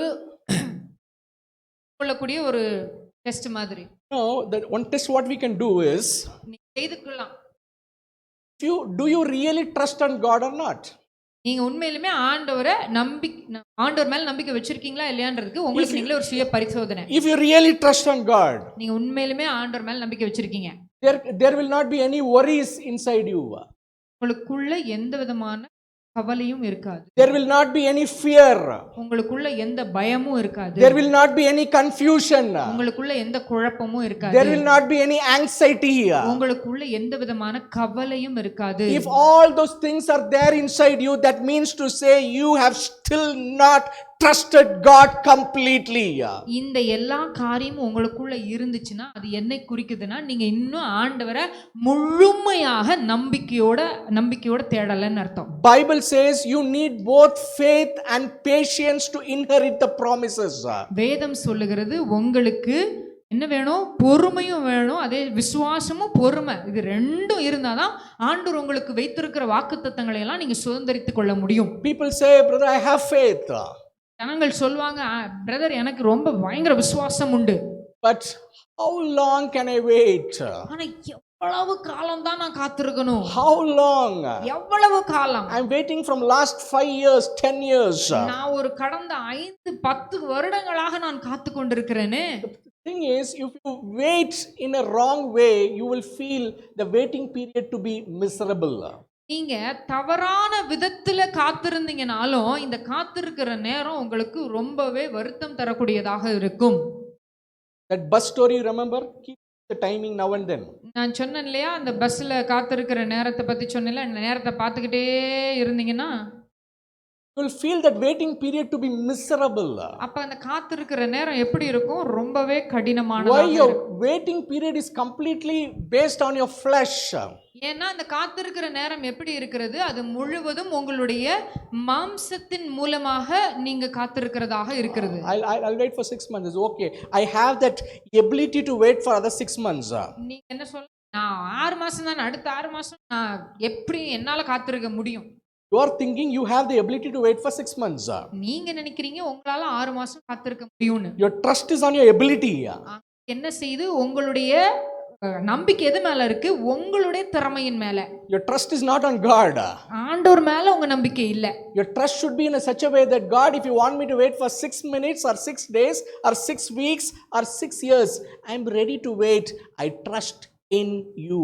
ஆண்டவர் மேல நம்பிக்கை இப்படி சொல்லணும், ஆண்டவரே நீங்க என்னை எத்தனை 6 நிமிஷம் 6 வருஷம் எவ்வளவு நாள் காத்திருக்க சொன்னாலும் காத்திருக்க ஆயத்தமா இருக்கிறேன், ஏன்னா உங்க மேல நான் நம்பிக்கை வச்சிருக்கிறேன். When you really trust God and wait in the right way, in a godly manner, நீங்க உண்மையாகவே தேவன் மேல அப்படி ஒரு நம்பிக்கை வைத்து சரியான விதத்துல நீங்க காத்திருந்தீங்கன்னா you will enjoy the waiting period. நீங்க இந்த காத்திருக்கும் நேரத்தை மிகவும் சந்தோஷமா அனுபவிப்பீங்க. You will not know how this waiting period goes by. உங்களுக்கு எப்படி இந்த காத்திருக்கிற காலம் கடந்து போச்சுனே தெரியாது. The ones who do not know the word of God, who do not have the faith, for them that 5 years of waiting period would have been like 50 years. தேவனுடைய வார்த்தையை அறியாத உலகத்தின் மக்களுக்கோ அல்லது தேவனின் வார்த்தையின் மேல் நம்பிக்கை வைக்காத ஒருத்தருக்கு அந்த காத்திருக்கிற 5 வருஷம் 50 வருஷம் மாதிரி தெரியும். But the one who knows God and have the complete trust on God, that 5 years waiting period for you will be like 5 minutes or 5 days. ஆண்டவருடைய வார்த்தையை அறிந்து அவர் மேல நம்பிக்கை வைத்திருக்கிற ஒரு மனுஷனுக்கு அந்த 5 வருஷம் 5 நிமிஷத்தை போல அல்லது 5 நாட்களை போல தெரியும். As he said that, God said you need faith and patience to inherit the promises. ஏனென்றால் வசனம் என்ன சொல்லுகிறது? உங்களுக்கு விசுவாசமும் பொறுமையும் இருந்தாதான் நீங்க தேவனுடைய வாக்குத்தத்தங்களை பெற்றுக்கொள்ள முடியும். Galatians 5:22 says, God gives, faith. God gives the patience, which is the fruit of the Spirit. கலாத்தியர் 5வது அதிகாரம் 22வது வசனத்துல என்ன சொல்லுகிறார்? தேவன் உங்களுக்கு பொறுமையை கொடுக்கிறார். பொறுமை என்பது ஆவியின் கனி ஒன்று. So when there is a delay, we should be feeling happy about it. ஒருவேளை ஒரு தாமதம் ஏற்படுகிறது என்று சொன்னால் நீங்க அதை குறித்து சந்தோஷப்படணும். Because there is some activity happening under the ground. Might be we are not seeing it. ஏன்னா பூமி அடியில ஏதோ ஒரு காரியம் நடந்துகிட்டு இருக்கு, நம்ம கண்ணுக்கு தெரியல.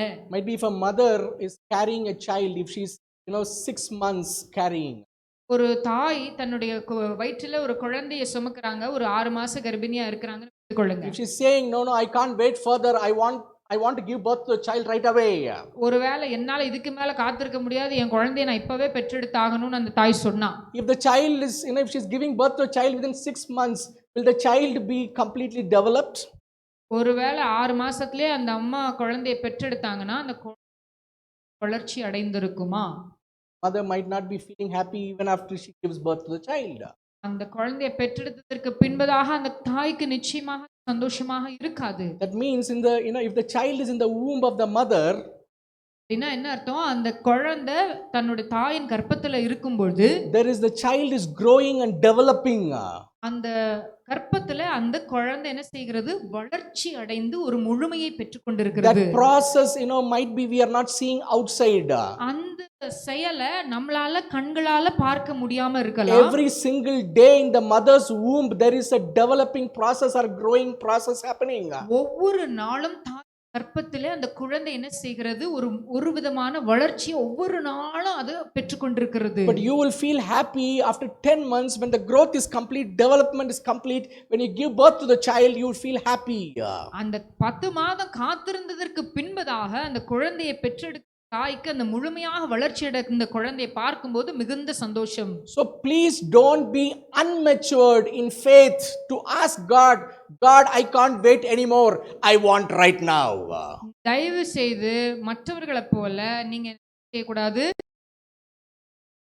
ஆண்டவரே எனக்கு இப்போவே அந்த காரியத்தை பெற்றுக்கொள்ளணும், என்னாலலாம் காத்திருக்க முடியாது அப்படின்னு கேட்காதீங்க. If you are compelling God to give you, God shall give you something which is not completely developed. ஒருவேளை ஆண்டவர்ட்ட நீங்க அப்படி ஒரு காரியத்தை ரொம்ப ஃபோர்ஸ் பண்ணி கேட்பீங்கன்னா ஆண்டவர் உங்களுக்கு கொடுக்கிற காரியம் எப்படி இருக்கும்? அது முழுமையாக வளர்ச்சியாத you will end up in trouble. நீங்க பெற்றுக்கொள்வீங்க. நீங்க என்ன செய்வீங்க? ரொம்ப பெரிய சிக்கல்ல மாட்டிக்குவீங்க. So do understand, when there is a delay in getting the things what you want in life, ஒருவேளை நீங்க ஒரு காரியத்தை விரும்புறீங்க, அந்த காரியத்தை பெற்றுக்கொள்வதற்கு ரொம்ப தாமதம் ஏற்படுமானால், that means to say God is in work. அப்படின்னா என்ன அர்த்தம்? ஆண்டவர் அந்த காரியத்துல ஏதோ ஒரு காரியத்தை செய்து கொண்டிருக்கிறார். God is developing, growing something, he is making strong, there is a process happening. ஆண்டவர் ஏதோ ஒரு காரியத்தை அங்க என்ன செய்கிறார்? வளர்ச்சி அடைய செய்கிறார், அல்லது உருவாக்கி கொண்டிருக்கிறார், அல்லது வலிமைப்படுத்தி கொண்டிருக்கிறார் என்று அர்த்தம். I have seen people who are praying for the marriage. நான் நிறைய பேர் தங்களுடைய திருமணத்துக்காக ஜெபிக்கிறத காரியம் saying, brother, I'm waiting for a long time, I'm seeking a son, or my daughter, son-in-law or daughter-in-law, I'm waiting for a long time, we are unable to find it. என்கிட்ட இப்படியா சொல்லுவாங்க, brother நாங்களும் ரொம்ப காலமாக எங்களுக்கு ஒரு மருமகன் அல்லது மருமகள் வர வேண்டும் என்று சொல்லி நாங்க காத்து கொண்டிருக்கிறோம், பார்த்து கொண்டிருக்கிறோம். Wait, don't rush through. தயவு செய்து அவசரப்படாதீங்க, காத்துங்க. If there is a delay, ஒருவேளை அது தாமதம் ஆகும் என்றால், that means to say God might be preparing the other side. அப்படின்னா என்ன அர்த்தம்? ஆண்டவர் அந்த எதிர்முனையில் இருக்கிறவங்களை ஆயத்தப்படுத்தி கொண்டிருக்கிறார். Might be God is preparing the son-in-law or the son-in-law's family whom you are waiting for. நீங்க காத்திருக்கிற அந்த குடும்பத்தை, அந்த மருமகனோ அல்லது மருமகளுடைய குடும்பத்தை ஆயத்தம் பண்ணி Amen. Might be he's preparing the daughter-in-law and the daughter-in-law's family whom you are waiting for. அந்த மருமகளையோ அல்லது மருமகளுடைய குடும்பத்தையோ என்ன செய்கிறார்? தேவன் ஆயத்தப்படுத்தி கொண்டிருக்கிறார். Might be God is preparing you yourself for getting into the marriage. ஒருவேளை உங்களையே கூட ஆண்டவர் என்ன செய்யலாம்? ஆயத்தப்படுத்தி கொண்டிருக்கலாம், உங்க குடும்பத்தை ஆயத்தப்படுத்தி கொண்டிருக்கலாம். The process is not complete. அந்த செயல்முறை முழுமை அடையவில்லை. God is still in work. ஆண்டவர் இன்னும் வேலை செய்து கொண்டிருக்கிறார். The development is in progress. அந்த வளர்ச்சியின் காரியம் என்ன செய்கிறது? இன்னமும் தொடர்ந்து கொண்டே The இருக்கிறது. work is in progress. அந்த வேலை தொடர்ந்து நடைபெற்று கொண்டே இருக்கிறது. This marriage, what I said, is just an example. திருமணம் என்று சொன்ன ஒரு காரியம் வந்து ஒரு உதாரணத்துக்கு தான் சொன்னேன். Might be anything what you are waiting for. நீங்க காத்திருப்பது எந்த காரியத்திற்காக வேணா இருக்கலாம். But when you know there is a delay, understand God is working. There is some progress happening for your good. நீங்க காத்திருக்கிற காரியம் எதுவாக வேண்டுமானாலும் இருக்கலாம். அதுல தாமதம் ஏற்படுமானால் தேவன் அந்த காரியத்துல ஏதோ ஒரு விஷயத்தை செய்யறாருன்னு அர்த்தம். Don't be in a hurry. நீங்க தயவு செய்து அவசரப்படாதீங்க. Don't take the matters in your own hands. எல்லா விஷயத்தையும் உங்க கையில எடுத்து செய்யலாம்னு நினைக்காதீங்க. Don't try to force things to happen. எல்லா விஷயத்தையும் அவசரப்படுத்தி Many times we force the door to open. பல நேரங்கள் நம்ம என்ன கதவை அப்படியே தள்ளி உடைக்கிறன்னு நினைப்போம். When you are in a hurry, we might miss the best. அப்படி ரொம்ப அவசரப்படும் போது நம்ம என்ன செய்வோம்? நமக்காக வைத்திருந்த அந்த பெஸ்ட்டை நம்ம பெற்றாம போறதுக்கான வாய்ப்புகள் நிறைய உண்டு. In Bible we have a beautiful story, Abraham's story. வேதத்துல நமக்கு ரொம்ப அழகான ஒரு கதை உண்டு, ஆபிரகாமின் கதை. In Genesis 12 verse 4. ஆதியாகமம் 12வது அதிகாரம் 4வது வசனம். You could go home and read.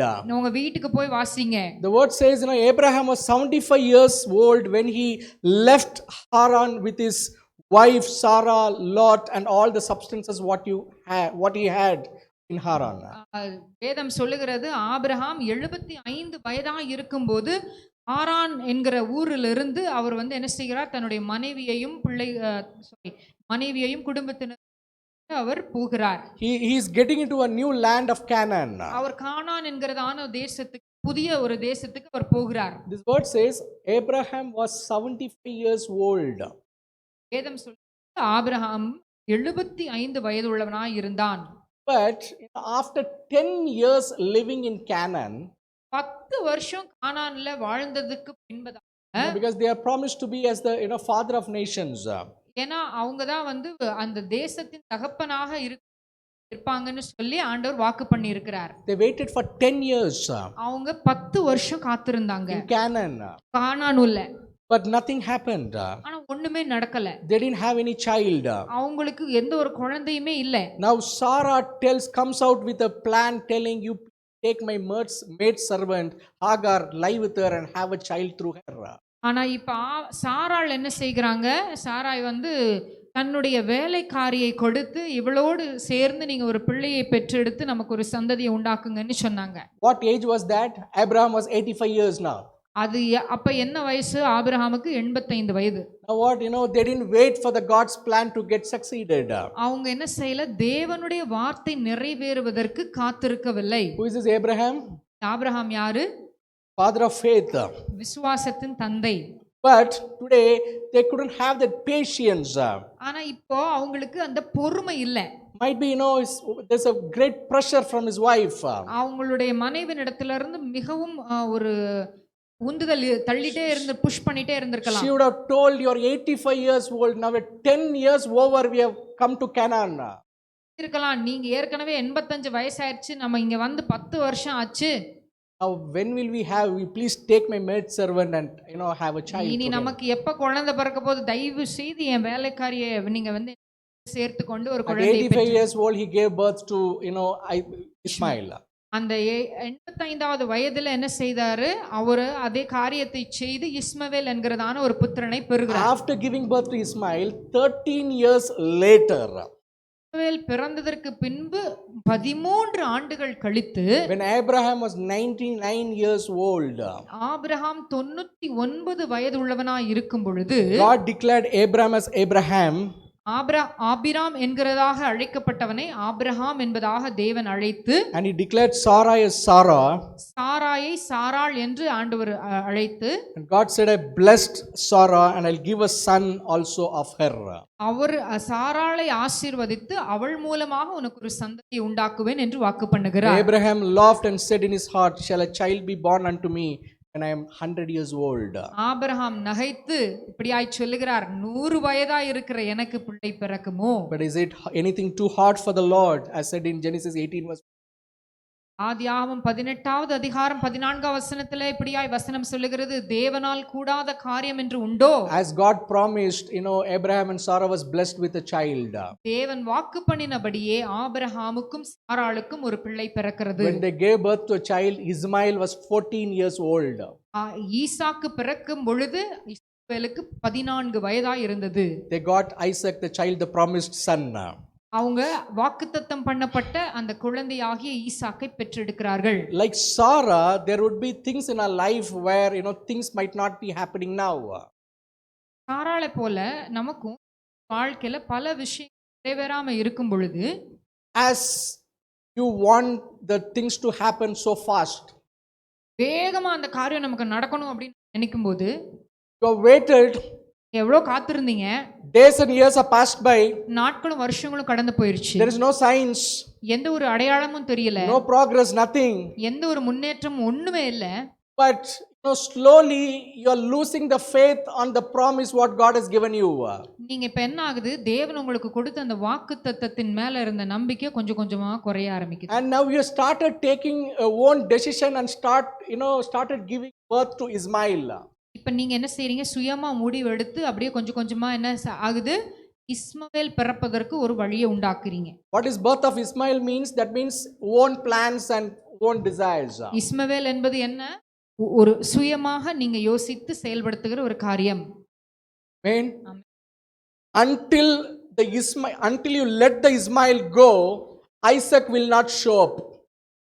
இஸ்மவேலை உங்களை விட்டு வெளியே அனுப்பாத வரைக்கும் ஈசாக்கு என்பதை வெளிப்படுவதை நீங்க பார்க்கவே முடியாது. Did you hear me? உங்களுக்கு கேட்டுச்சா? Until you let Ismail go, you will not see Isaac showing up. இஸ்மவேலை நீங்க அனுப்புற வரைக்கும் ஈசாக்கு எழும்புகிறத நீங்க பார்க்க முடியாது. Until you let all your own will and desires go out of your life, you will not see the God's promises and will getting fulfilled in your life. உங்களுடைய சுயமான எண்ணங்களும் வாழ்க்கையை விட்டு நீங்க வெளியே அனுப்பாத வரைக்கும் தேவனுடைய சித்தத்தையும் வாக்குத்தத்தத்தையும் வாழ்க்கையில நிறைவேறுகிறத நீங்க பார்க்கவே முடியாது. Amen. Amen. Hallelujah. Hallelujah. How many of us are ready to receive that? எத்தனை பேர் இப்ப ஆயத்தமா இருக்கீங்க ஆண்டவருடைய வாக்குத்தத்தங்களை பெற்றுக்கொள்வது? Shall we raise up to our feet this evening? நாம் எல்லாரும் எழுந்து நிற்கலாம் தேவனுடைய சமூகத்திலே. How many of you believe that my God knows the end from the beginning? எத்தனை பேர் சொல்றீங்க, ஆண்டவருக்கு என்னுடைய முடிவு ஆரம்பத்துல இருந்தே தெரியும். All we have to do is only trust him.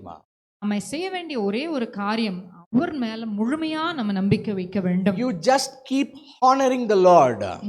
நீங்க தொடர்ந்து ஆண்டவரை கனம் பண்ணி கொண்டே இருங்க. Stay in peace. அமைதியோடு சமாதானத்தோடு இருங்க. Trust the Lord's timing. ஆண்டவருடைய நேரத்தின் மீது நம்பிக்கை வையுங்க. And you shall see the God opening the door for you which no man can shut. ஆண்டவர் உங்களுக்கு திறக்கிற கதவு, அதாவது ஒரு மனிதனாலும் பூட்டக்கூடாத ஒரு கதவு திறக்கிறத நீங்க பார்ப்பீங்க. You can witness God defeating all your enemies and getting the way where you're supposed to be.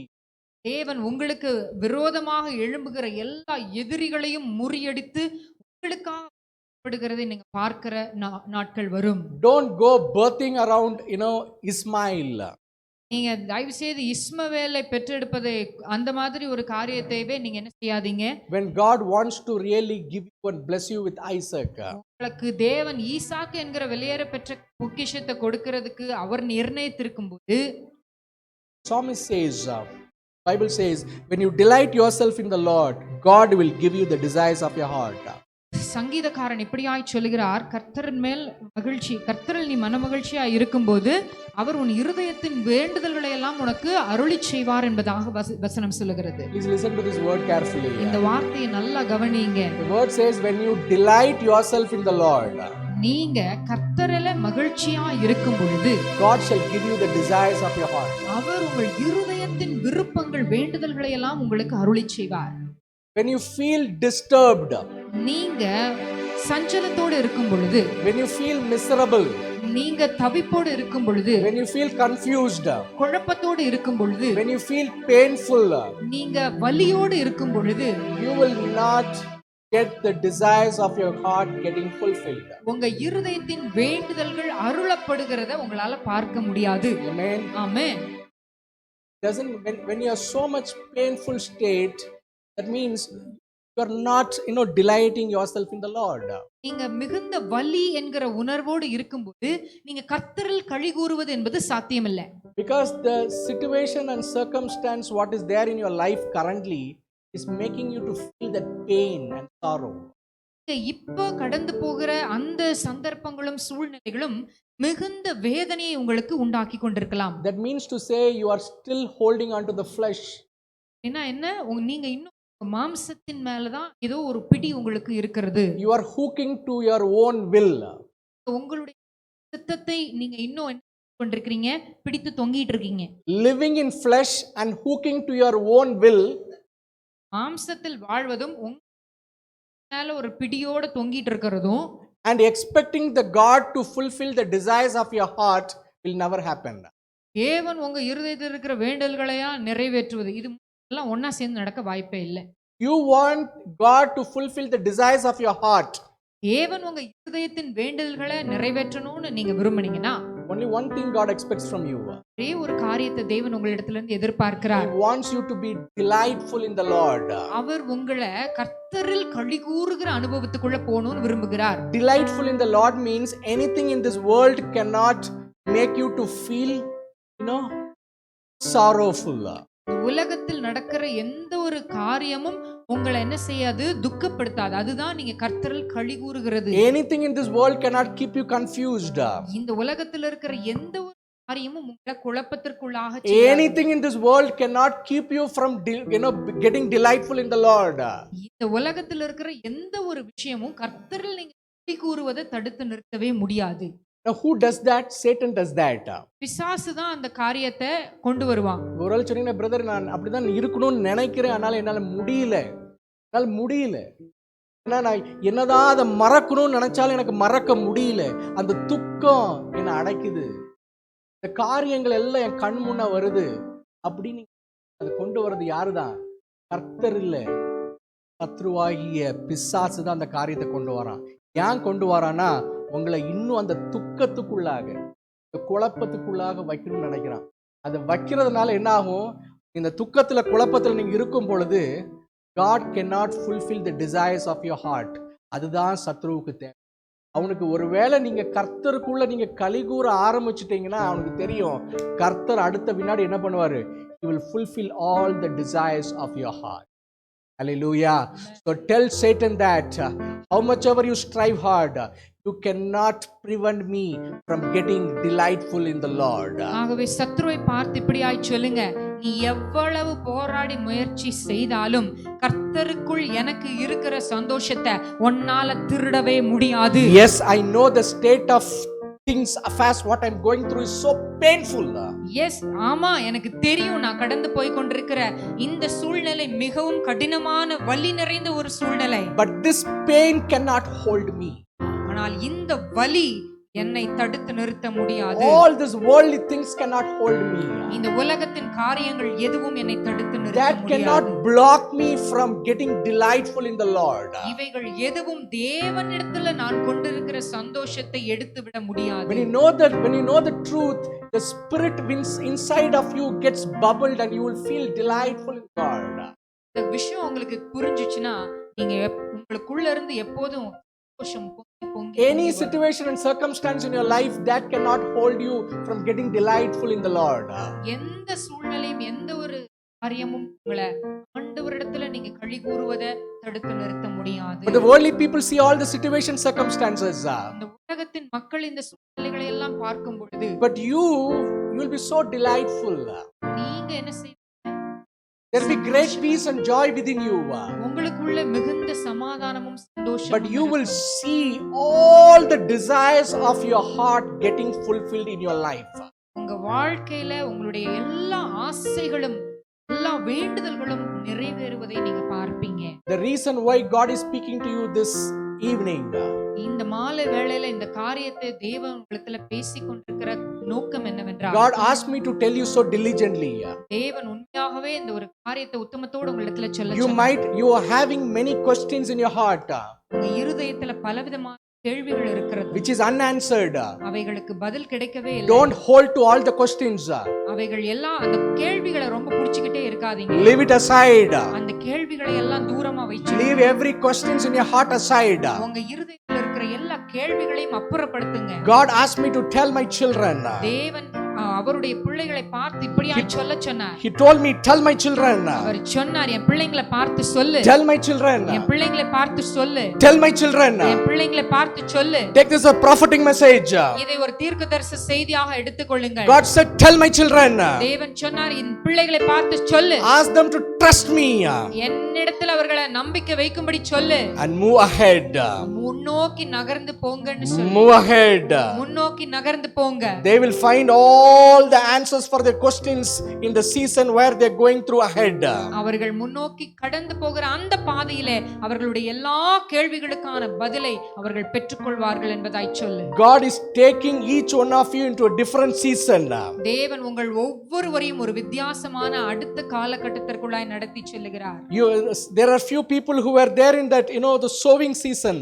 இன்னும் ஒரு சிலர் நீங்க இந்த விதைப்பின் காலத்துல இருக்கிறீங்க. God is taking you to the planting season. தேவன் உங்களை வளர்க்கிற காலத்துக்குள்ள, நடுகிற காலத்துக்குள்ள. There are many people in this place who are there in this planting season, waiting period. அநேகர் நீங்க அந்த நடப்பட்டு வளருகிற காலத்துல நீங்க காத்து கொண்டிருக்கிறீங்க. God asked me to tell you. தேவன் உங்களை பார்த்து இப்படியாய் சொல்ல சொன்னார். Your waiting period is over. உங்களுடைய காத்திருப்பின் காலம் முடிந்தது. The planting season is through. உங்களுடைய வளருகிற காலம் தொடர்ந்து முடிந்து விட்டது. God is taking you into a harvest season. தேவன் உங்களை அறுவடையின் காலத்திற்குள்ளாய் நடத்தி செல்ல போகிறார். In this planting season you were so painful. இந்த நடுகிற காலத்துல நீங்க மிகுந்த வேதனையை கடந்து அனுபவித்தீங்க. You are waiting for a long period. நீங்க ரொம்ப வெகு காலமாய் காத்து கொண்டிருந்தீங்க. You have come to an end of that season. நீங்க அந்த காலத்தின் முடிவுக்குள்ள வந்துட்டீங்க. Now God is taking you to a harvest season. தேவன் உங்களை அறுவடையின் காலத்திற்கு நேராய் அழைத்து செல்ல போகிறார். All blessings shall come upon you in that harvest season. அந்த அறுவடையின் காலத்துல எல்லா விதமான ஆசீர்வாதங்களையும் நீங்க whatsoever may be the season in your life. உங்க வாழ்க்கையில நீங்க கடந்து போகிற காலம் எப்படிப்பட்ட காலமா இருந்தாலும் சரி, trust that the Lord is going to do the best in that season. தேவன் உங்களுக்கு எந்த காலத்திலயும் சிறந்ததை மட்டும் தான் செய்வார் என்பதை குறித்து நம்பிக்கையுடையவர்களாய் இருங்கள். Let's close our eyes and look upon God. நாம் கண்களை மூடி தேவனை நோக்கி Father God, I surrender the children into your mighty hands, O Father. ஆண்டவரே, உம்முடைய பிள்ளைகளை தாழ்த்தி உம்முடைய கரத்திலே ஒப்புக் கொடுக்கிறேன். கர்த்தர், நீ நல்லவர், பெரியவர், உண்மை உள்ளவர் அப்பா. இந்த நாளிலே ஆண்டவரே, எங்களோடு கூட பேசின இந்த வார்த்தைகளுக்காக நன்றி. நன்றி அப்பா, நன்றி. இந்த நாளிலும் எங்களை உம்முடைய பிரசன்னத்திற்கு, கர்த்தர் உம்முடைய சமூகத்திற்கு அழைத்து வந்ததற்கு ஒரு சித்தம், நோக்கம் உண்டு. இந்த கிருபை தயவிற்காக நான் உம்மை ஸ்தோத்தரிக்கிறேன், துதிக்கிறேன். ஆண்டவரே, உம்முடைய பிள்ளைகள் எந்த சூழ்நிலையிலே இந்த இடத்திற்கு கடந்து வந்திருந்தாலும் பரவாயில்லை, இந்த இடத்தை விட்டு ஆண்டவரே பிள்ளைகள் உம்முடைய சமூகத்தை விட்டு செல்லுகிற பொழுது பெரிய சமாதான சந்தோஷத்தோடு கர்த்தரின் மீது தங்களுடைய விசுவாசத்தை வைக்கிற ஆண்டவரே ஸ்தோத்திரம், ஒரு அனுபவத்தோடு பிள்ளைகள் செல்ல போகிறமைக்காக நன்றி. ஹல்லேலூயா. கர்த்தரை நோக்கி ஆண்டவரே ஸ்தோத்திரம் பார்ப்போமா? Let's tell unto God, Lord, we trust you alone. உம்மை மாத்திரம் நாங்கள் விசுவாசிக்கிறோம்ப்பா.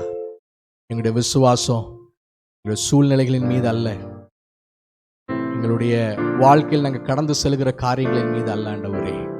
எங்களுடைய முழுமையான விசுவாசம் உன் மீது இருக்கிறது. Father God, give me the grace and mercy to be in this waiting period. As your children are going into the waiting period, oh Father God, help them, oh Father. Give them the discernment which comes down from heaven now. The discerning spirit shall lead them in that waiting period, oh Father. We believe that you're doing the best in every season of our lives. Whatsoever may be the season we are into. We all are not in the same season at the same time. Every one of us here are at a different season. Whatsoever may be the season, God, whatsoever may be the season, we believe that you are doing the best in our season. We trust in you. Help us to bestow our trust upon you and have patience and to move ahead. Let thy word dwell in our hearts, O Father God. Lead us and guide us and bless us. Take complete control. Be with us. In the matchless name of the Lord Jesus Christ we pray. The children of God shouted, Amen, Amen. நீர் உண்மையுள்ளவரே, நீர் வாக்கு மாறாதவர், நீர் வாக்கு மாறாதவர், வாக்குரைத்தவரே, நீர் உண்மையுள்ளவரே, நீர் வாக்கு மாறாதவர், நீர் வாக்கு மாறாதவர், வாக்குரைத்தவரே, நீர் உண்மையுள்ளவரே, வாக்கு மாறாதவர், நீர் வாக்கு மாறாதவர். காலங்கள் மாறலாம், சூழ்நிலை மாறலாம், மனிதர்கள் மாறலாம், நீரோ என்றும் மாறாதவர். காலங்கள் மாறலாம், சூழ்நிலை மாறலாம், மனிதர்கள் மாறலாம், நீரோ என்றும் மாறாதவர். வாக்குரைத்தவரே, நீர் உண்மையுள்ளவரே, வாக்கு மாறாதவர். சொல்லுவீங்களா? வாக்குரைத்தவரே, நீங்க உண்மையுள்ளவரே, வாக்கு மாறாதவர், வாக்கு மாறாதவர். Thank you, Lord. அட்டன் பண்ண ஒவ்வொரு பிள்ளைகளையும் கர்த்தாவே தேவன் தாமே நீங்க ஆசீர்வதிங்க. அவங்களுடைய குறைவுகளை எல்லாம் நிறைவாய் மாற்றுங்கப்பா. ஒவ்வொருவரும் ஆசீர்வதிக்கப்படட்டும், உங்கள் குடும்பங்கள் ஆசீர்வதிக்கப்படட்டும். தேவன் தாமே கூட இருந்து ஒவ்வொரு பிள்ளைகளையும் ஆசீர்வதிக்க போகிறதற்காய் நன்றி. இயேசுவின் நாமத்தினாலே ஜெபிக்கிறோம் எங்கள் நல்ல பிதாவே, ஆமென். என் ஆத்துமாவே கர்த்தரை ஸ்தோத்திரி, என் முழுமே அவருடைய பரிசுத்த நாமத்தை ஸ்தோத்திரி. என் ஆத்துமாவே கர்த்தரை ஸ்தோத்திரி, கர்த்தர் செய்த சகல உபகாரங்களையும் மறவாதே. May the grace of God, love of the Father, and the communion of Holy Ghost be with you all. In Jesus' name. Amen. Amen.